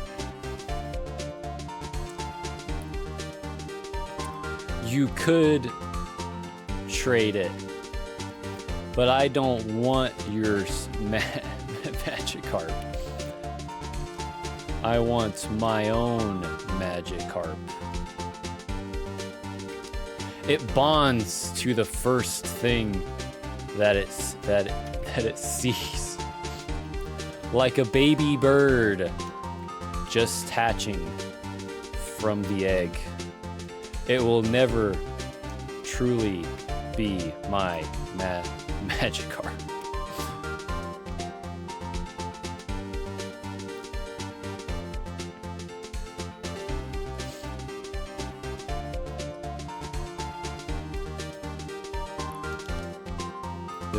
This is very important right now. I'm sorry, I didn't mean to throw my balls at. You should be. But after 15 minutes in timeout, you should learn your lesson. And I will forgive you.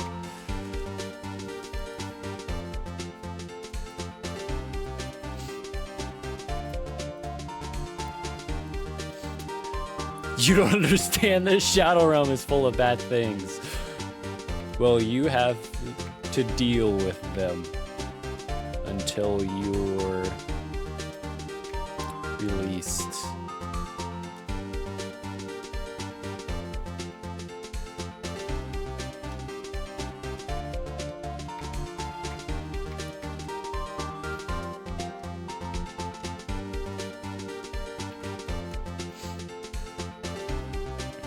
See what he says.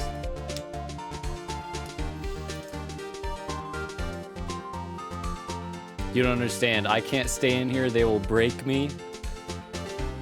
Too bad.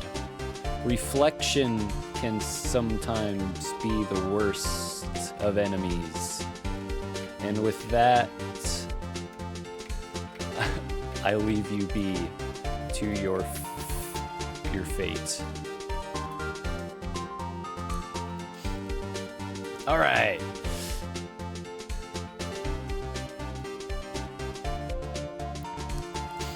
Someone other than Edgeworth fired that second shot. Order, order. Mr. Wright, what are you driving at? It's simple, Your Honor. At the time of the incident, 2 shots were fired. One went into Gregory Edgeworth's heart. The other hit the elevator door. Remember that the defendant lost consciousness after the shot he fired rang out. In conclusion, we must agree that the second shot was fired by someone else. Mr. Wright, but who could that someone else be? The murderer, of course. I knew I should have stepped in before your wild fantasies got out of hand. Mr. Wright, look once more at the DL6 incident case file. Look closely. Try the case summary page. Case summary page, that's on page 1. Look what is written there. Not a single clue was found on the scene. If the pistol had indeed been fired 2 times, then the other bullet would have been discovered on the scene. He does have a point. That second bullet has never been found. Why? Because the second bullet does not exist. The bullet that claimed Gregory Edgeworth's life was the one fired by his own son. That is the truth of this matter, the whole truth. It was undoubtedly something else that made that bullet hold the door. Order. I will have order. Mr. Wright has proven one thing to us quite clearly, that the murder weapon was fired twice at the time of the incident. However, as Mr. Von Karma says, the second bullet fired was not found. It is highly unlikely that the police merely overlooked the second bullet. So all we have is a single bullet fired. I'm afraid I have to discount the defense's claim. Tisk, tisk, tisk. I praise the judge for his wisdom in this matter. How did this happen? I don't believe that the second bullet didn't exist. Was I wrong? Have I been wrong about this whole incident? What are you doing, Nick? Why aren't you raising an objection? I'm sorry, Maya. What? It looks like I was wrong. Nick, if the second bullet wasn't there, then all my conjectures are for nothing. No. But you said you'd do it, Nick. You said you'd get Edgeworth declared innocent. I'm sorry. It's just when I saw the photograph, I thought that 2 shots had been fired. I was so certain of it, I thought I'd won. I thought there was another person, someone else who fired the killing shot. But now, I was wrong to think it could be that simple. This case has stood unsolved for 15 years. Nick! Well, it seems that we have finally cleared up this incident. Only 1 bullet was found at the scene of the crime. That shot was fired by Miles Edgeworth. Precisely. I would like to ask one thing of Miles Edgeworth before passing my verdict. Have you been paying attention to the trial so far? Yes, Your Honor. Do Do you have any objections? No. No, I do not. So you killed your father, though that was not your intention. Yes, I did. Oh no, he's accepted the guilt. Very well. The statute of limitations on the murder of Gregory Edgeworth runs out today. Therefore, I must pronounce a verdict on the defendant today, right here. Right now. Indeed. Does anyone else have any objections? I've been here before. It's just like my first day in court. There are so many things I know I should be saying, but my mind's gone blank. I can't find the words. Mr. Wright? Objection! Your Honor, I object. Tisk, tisk, tisk. Mr. Wright, on what grounds do you object? Oof, Nick. I don't know. This case is perfect. Oh no. It must exist. The second bullet. I'm fucking seeing visions of Mia. What? What did you just say? Nothing. The second bullet must exist. But where? Someone took it. Seems waiting is not going to produce us any answers from Mr. Wright. Wait, Your Honor. The second bullet. It existed. What? But we just heard proof that it does not exist. I realize that, Your Honor. I'm grasping here. It's just someone took it from the scene of the crime. That's what happened. But who? The murderer. The murderer? Then tell us, just who is this murderer? I'm still thinking about that one.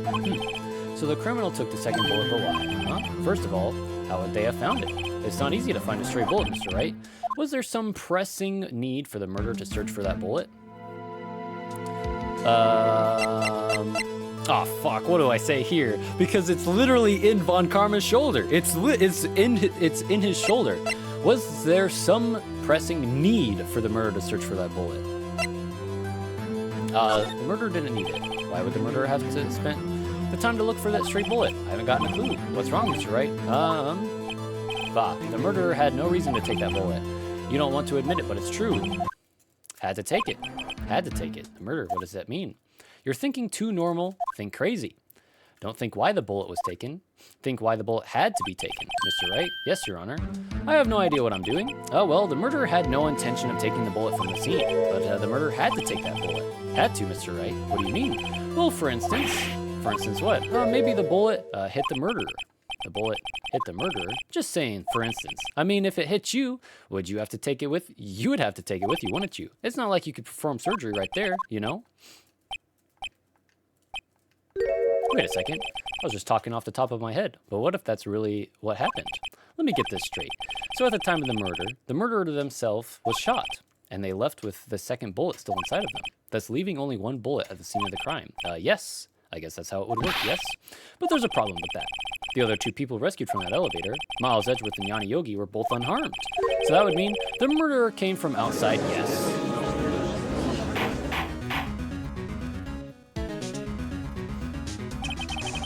The two men fight inside the elevator. Trying to stop them, the boy picks up the pistol at his feet and throws it. The pistol discharges in the bullet. And the bullet goes through the elevator door and hits the murderer outside. The boy loses consciousness. Then the murderer opens the elevator door and sees them inside.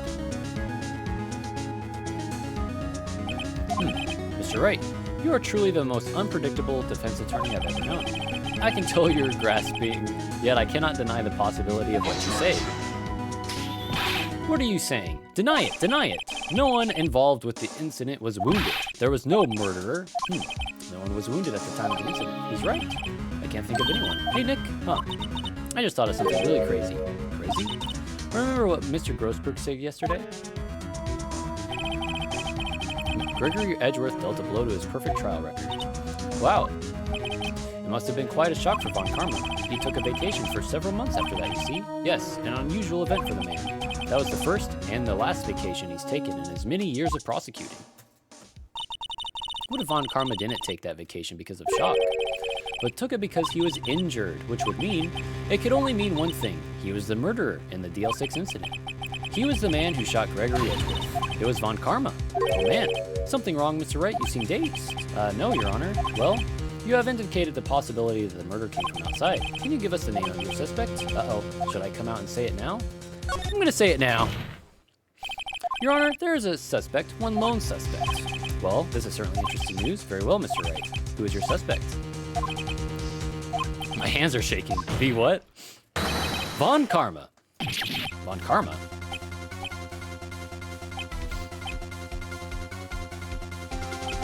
You mean the Von Karma? The prosecutor? The one standing? Right over there? Bah. You don't object? I see no need. Why honor this ridiculous outburst with my objection? Because you took a vacation for several months starting the day after the incident, yet you pride yourself on a perfect record. Why would you take such a long vacation without any reason? So you're claiming that I took a vacation to heal my injury from the incident. Fascinating. Prove it. I would have needed surgery, no? Where did I go under the knife at that? Mr. Wright, bring the doctor that operated on me. Have him testify. Nick, let's find out who his doctor is. It's no use. Edgeworth? I know Von Karma passed too well. He's perfect. He wouldn't leave clues. He probably didn't undergo surgery. That would leave a doctor as a witness. Nobody's that good. So what, Nick? Did Von Karma pull the bullet out by himself? That's insane. No, he couldn't have. You can't just pull bullets out of yourself. Wait, what does that mean? That bullet has to be somewhere, but where? Well, Mr. Wright, can you produce evidence to prove that I was shot? All right, Von Karma, I'll prove it. And I'll even use evidence. I know how much you like it so much. What?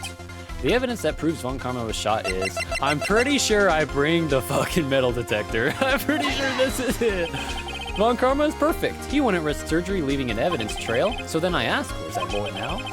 I think it unlikely that Von Karma performed surgery on himself. You don't mean? I do. There is a possibility that the bullet is still inside Von Karma. Is that even possible for all these years? Well, there's one way to find out. We could use this metal detector. Well, Von Karma, I'm gonna run this over you and see what we find. I refuse. You refuse. But refusing this means you acknowledge that the bullet is still inside you. Order. Your Honor, the defense requests that we be allowed to use the metal detector. Judge, I call for a suspension of this trial. This is an invasion of privacy. The statute of limitations runs out on this case today. It was you who said we had to end it right here, right now. Enough. I permit the use of the metal detector. Mr. Von Karma, you will submit yourself to testing. Nick, what does this mean? I don't know, but we have to give it a shot.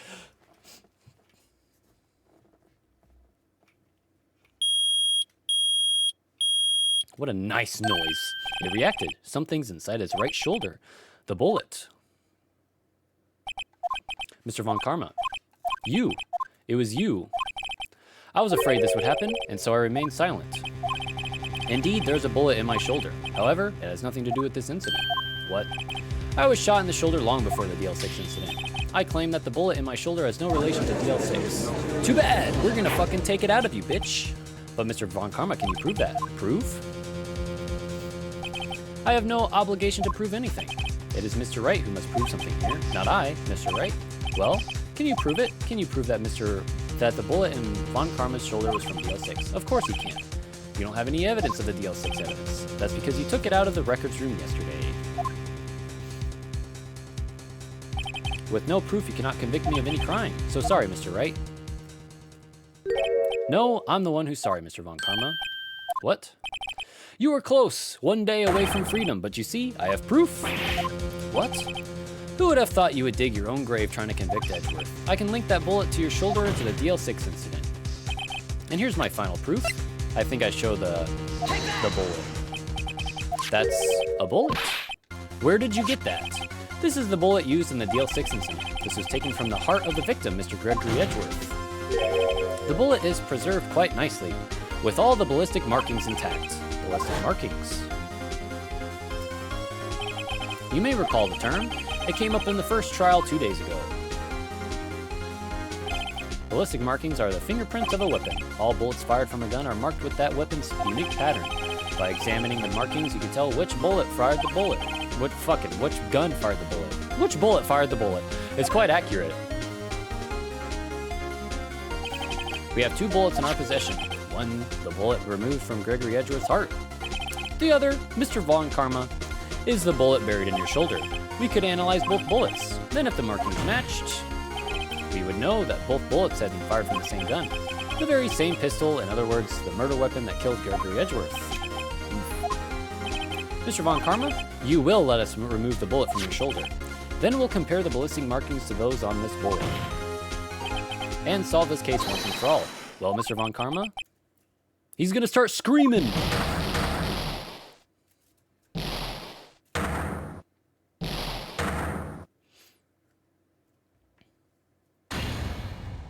That scream. I've heard that scream before. Wait, I know. Help, I can't breathe. Quiet, I said quiet. You're not making this any easier. Stop breathing my air. I'll stop you. Stop breathing my air. Get away. Get away from my father. I got fucking heads at the worst possible moment. Dang.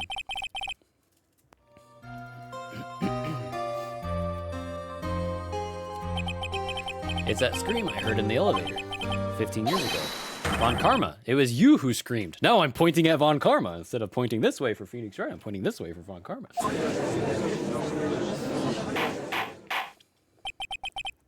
Oh, welcome back, Brandon.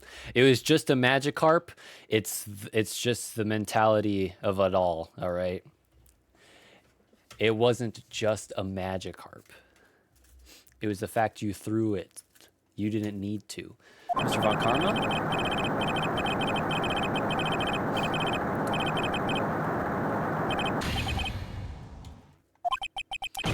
Oh, here it is. You and your father are my curse. As he bangs his head directly into the podium behind him.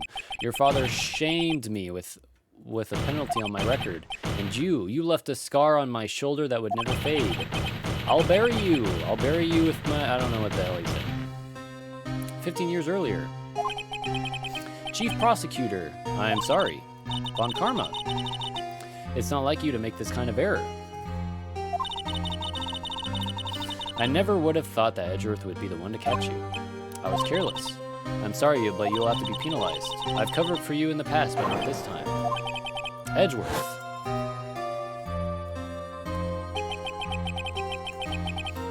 It was a shock like none I had ever known. Has it been 15 minutes? Yeah, it's been 15 minutes. Me penalized. It took hours for me to regain my composure. Suddenly, I found myself in the darkness. I was in the court records room. I must have wandered in there without thinking where I was going. The room was pitch black. The lights must have gone out. I went out into the hall and felt my way to the elevator. I pressed the button, but nothing happened. Then, there's a noise. I was in pain, a horrible burning pain in my shoulder. Just then, the lights came back on. The elevator door opened before my eyes.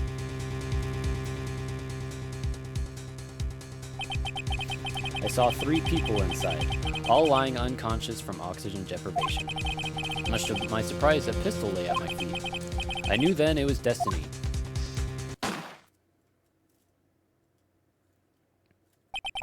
In his last moments, Gregory Edgeworth was still unconscious. He died, never knowing who had shot him. Later, he spoke through a medium, blaming Mr. Yogi. He was fooled. It was the perfect crime. Tisk, tisk, tisk. Who would have thought another man would have come to open that elevator door? Judge, what? What are you doing? Do your job. Bring an end to this miserable charade. Now, end it. Very well.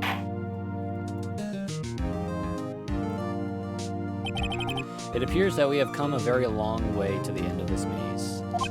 15 years later, Mr. Miles Edgeworth. Yes, Your Honor. You are innocent. You are innocent. As you said, it was all a nightmare. Yes, Your Honor. This court finds the defendant, Mr. Miles Edgeworth, not guilty.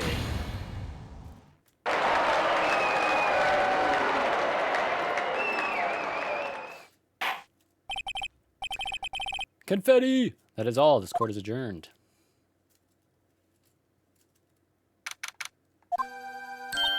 Nick, we did it.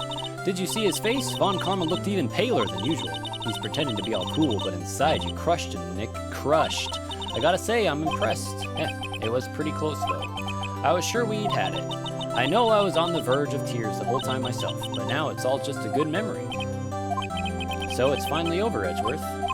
Right. Yeah? I'm not sure how to say this. I know. Try thank you. I see. Thank you, Wright. You're welcome. I think you could have done better than that. Sorry, I'm not good at this sort of thing. You got a lot to learn, Edgeworth. She's got you there. Woo! Amazing, pal. You pulled through just like I thought you would. I'll never forget this. I owe you one, pal. And tonight, let's party. Dinner's on me. Yeah, my salary went down a bit this month.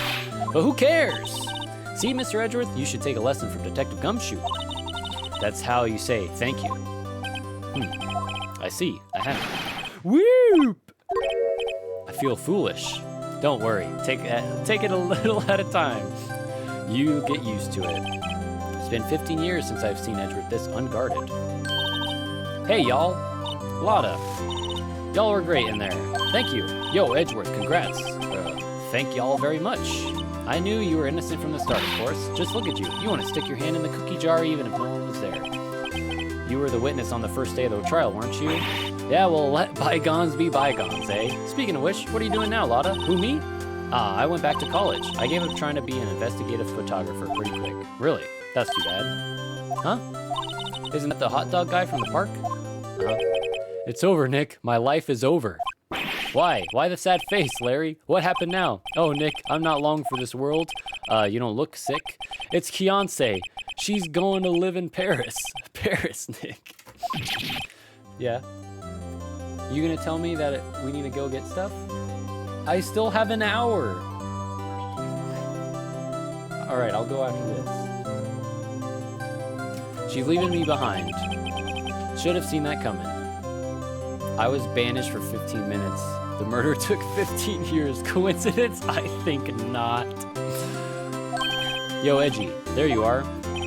Yes, here I am. Congrats, Edgy. Here, a little gift from me in celebration. Celebration? That's unusual for you. Harry Butts, you come along tonight too, my treat, pal. Huh? Thanks, looking forward to it. Yo, Nick, that's the suit that questioned me. When he says treat, that's not police talk for prison food, right? Right? I think you'll be fine, Larry. Right, yeah, what's up? That envelope that Larry gave me, it's got money in it. Well, yeah, that's not that strange. People give money away to celebrate sometimes. It's $38, right? Huh? What a weird amount. I mean, it's not a little, but it's not a lot either. Yeah, you remember that trial we were talking about? We thought Phoenix stole his money? It was fucking Larry. 38 exactly? Nick, wasn't that exactly the amount of lunch money that was stolen from Mr. Edgeworth in school? 38. No, Larry, it was you? What are you so surprised about, right? Huh? Larry was absent that day from school, right? But that doesn't automatically rule him out as a suspect. What? Think back to that day, 15 years ago. Larry took the day off, but he was bored, so he came into school anyway. Then he saw the money lying there, and the rest is history. I never was good at history. I fucking love it. The anime made this moment so funny. Dude, I need to watch the Phoenix Wright anime. I have never watched it before. I'm just gonna have to fucking watch it right now. Edgeworth, you didn't know, did you? I suspected. I just couldn't picture Larry protecting you the way he did that day. Everyone else was saying you did it. The whole class was against you, remember? Yeah, too well. Right, you may not know this, but we used to have a saying back in school. When something smells, it's usually the butts. I know. Really, Wright. I'm surprised you didn't figure it out. Both the sub and dub are good, so watch either one. Okay. Well, this sure is an unexpected turn of events, eh? Edgeworth, you should have told me. Now, Nick, it was 15 years ago. Don't you think the statute of limitations has run out, Mr. Edgeworth? I'd say so, yes. There you have it. Fuck. Where does that leave me? I became a defense attorney because of what you two did. I assume Michael's about to leave for something soon? Yes. I am cooking dinner today, and we need to go to the store to buy ingredients. And my mom just came in saying we need to go to the store. So it's a good thing I finished this. I'll meet you at the store? Oh, you're gonna go? Let's go. Let's go to Safeway together. How long? What do you mean, how long? How long for what? I'm gonna be leaving after this to go to the store, and then I'm gonna... Oh, how long I'm gonna be at the store? I don't know, man. I'm probably not gonna be streaming again today, if that's what your question is. I'm gonna... How long till you get back? I don't know, 30 minutes maybe. We're going to the store. We're gonna come back. I'm gonna cook dinner. And then I'm probably gonna do nothing for the rest of the day. Because I have to go to work tomorrow. I'll at least I'll at least join you in some Minecraft later, Brandon. How about that? I just think I probably just won't stream it. Well, you have always been something of an insufferable emotionalist. Yeah, and you get worked up too easily too. Death, the death sentence for both of you. Man, if only I had known, I'd have become a prosecutor. The same goes for me, only the other way around. For the longest time, I thought that I might have killed my own father. I thought I might be a criminal. I became a prosecutor in part to punish myself. If I had known the truth, I might have become a defense attorney after all. Edgeworth, want to switch right? Hey, y'all line up, I'll take a photo. Hey, photo time, let's go. And after that, dinner on me. Is anybody gonna have any stupid faces? Detective Gumshoe took us out on the town that night. We celebrated Edgeworth's newfound freedom, even though Edgeworth himself was still in detention. Hey, where's the photo? They usually show that photo. Whoa, I went a little overboard yesterday. My head hurts. Huh? It's still only 5 o'clock. Maybe I should go back to sleep. What's this? A letter? Good morning, Nick. You were really impressive yesterday. Seeing you, it made me think about what I'm doing here. I'm a spirit medium, and training, of course. I wanted to help Mr. Edgeworth too. I wanted to help you, but I couldn't. I was useless. So I've decided to go back to my training. I'll become a fully fledged spirit medium for starters. I couldn't say it to your face, so I left this letter. Goodbye, Nick. Goodbye? What time is it? The first trains for the mountains have already left the station. Oh, there's platform 9 3/4. I guess I'm too late. Hey, Nick, Maya. So, you're leaving? Yeah, it's hard being a spirit medium who can't talk to spirits. And I think you'll do fine without me, Nick. Be good, okay?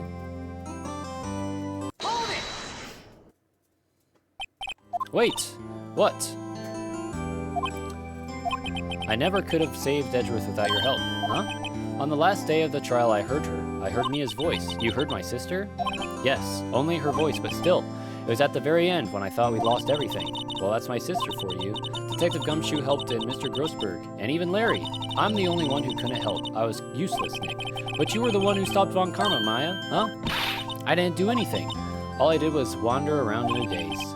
Sorry, but I have evidence that you helped. Evidence? Show Maya some evidence to cheer her up. What the fuck? I don't remember what the hell I give to this bitch. The parrot. Take that! Throw the bird at her. Caw-caw! Go get it. Huh? Sorry, Nick, I guess I don't understand. Uh-oh, now that I think about it, I don't understand this evidence either. It's okay. You don't have to try and cheer me up. One day I'll come back and be useful, I promise. Oh, the bullet in the bag? That's right. She did get that, didn't she? So this is it. See you soon, Maya. That's okay.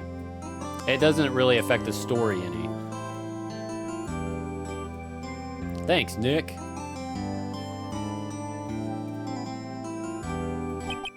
And so my story ends. Time to turn a new page and say goodbye to the novice defense attorney that I once was.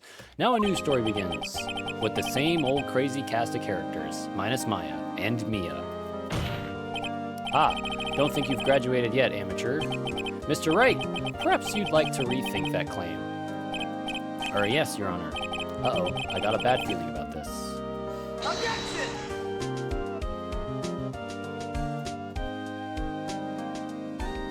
And then we weirdly see the credits of the game, even though there's one more trial after this one. Hey pal, Mr. Edgeworth came down to the precinct to wish me a happy new year. Talk about a pleasant surprise. Woo! Detective Gumshoe! Then he hung his head low and went right back outside. Yeah, the one with Emma? Yep. Emma Sky. What a cool name. Kind of like he was embarrassed or something. And no, I cannot skip this. I have already tried. I'm pushing every button. Huh? Nick? Nah, I haven't seen him lately. Who, me? I've been working at a cheese shop. That Missy's a nice lady, but she's not exactly what you call a cheap date. Huh? Oh, she's in Hawaii right now. Yeah. I really liked Emma in the Apollo Justice game. Well, I'll play that eventually.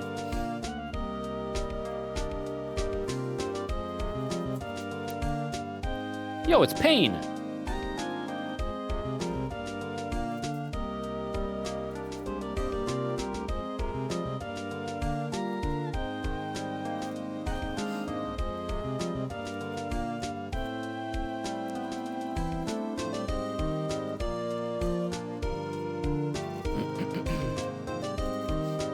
Fucking bellboy. Phoenix Wright? Ah, the defense attorney for whom I wrote that affidavit for. Yes. Well, you should know, I've taken over management of the Gatewater Hotel recently. Should you be in the area, please stop by. He will always be the tutorial prosecutor. You are correct. He is even the tutorial prosecutor in the prequel type thing.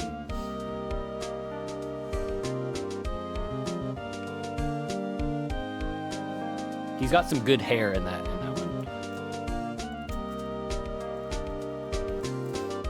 The scent of fresh lemon. Whatever the fuck that means.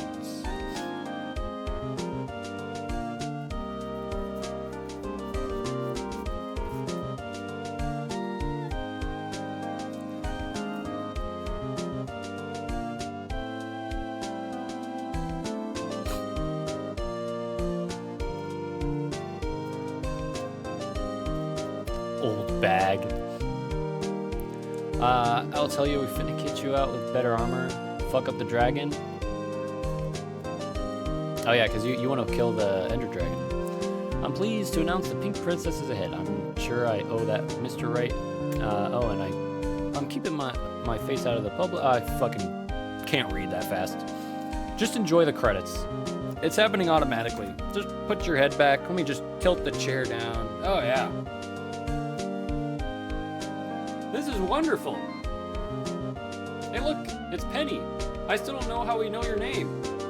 You never introduced yourself. And no one ever said your name. Why do we know your name is Penny? It's weird, I don't understand.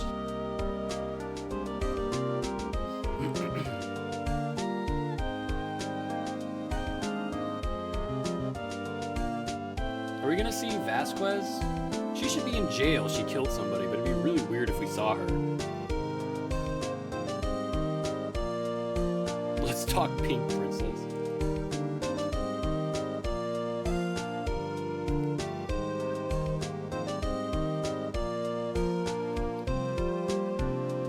What a...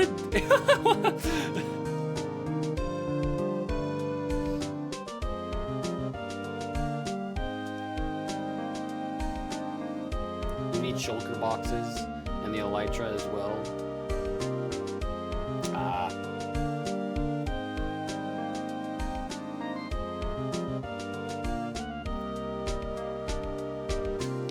That picture, yeah, are you gonna show us that picture?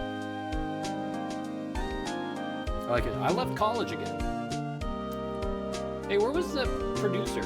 Where was Salmonella? Or the director? Because Vasquez was the producer. Yeah, there we go. Mia's just standing there. Also, it's Gumshoe with the confetti every time. Every time somebody's declared not guilty, it's Gumshoe. Did you see that? He was the one. He's got the Gumshoe. Hey, I got an achievement. Let's go. A brand new episode has been added. Oh my god! It's almost like I knew that. Yep, let's save. Save game. Alright, let's fucking put this back. Let's tilt the chair up again. Alright, so it automatically starts episode 5, but I'm not gonna do that right now. I'm just gonna professionally Alt F4 out of the game. Yeah, stream over.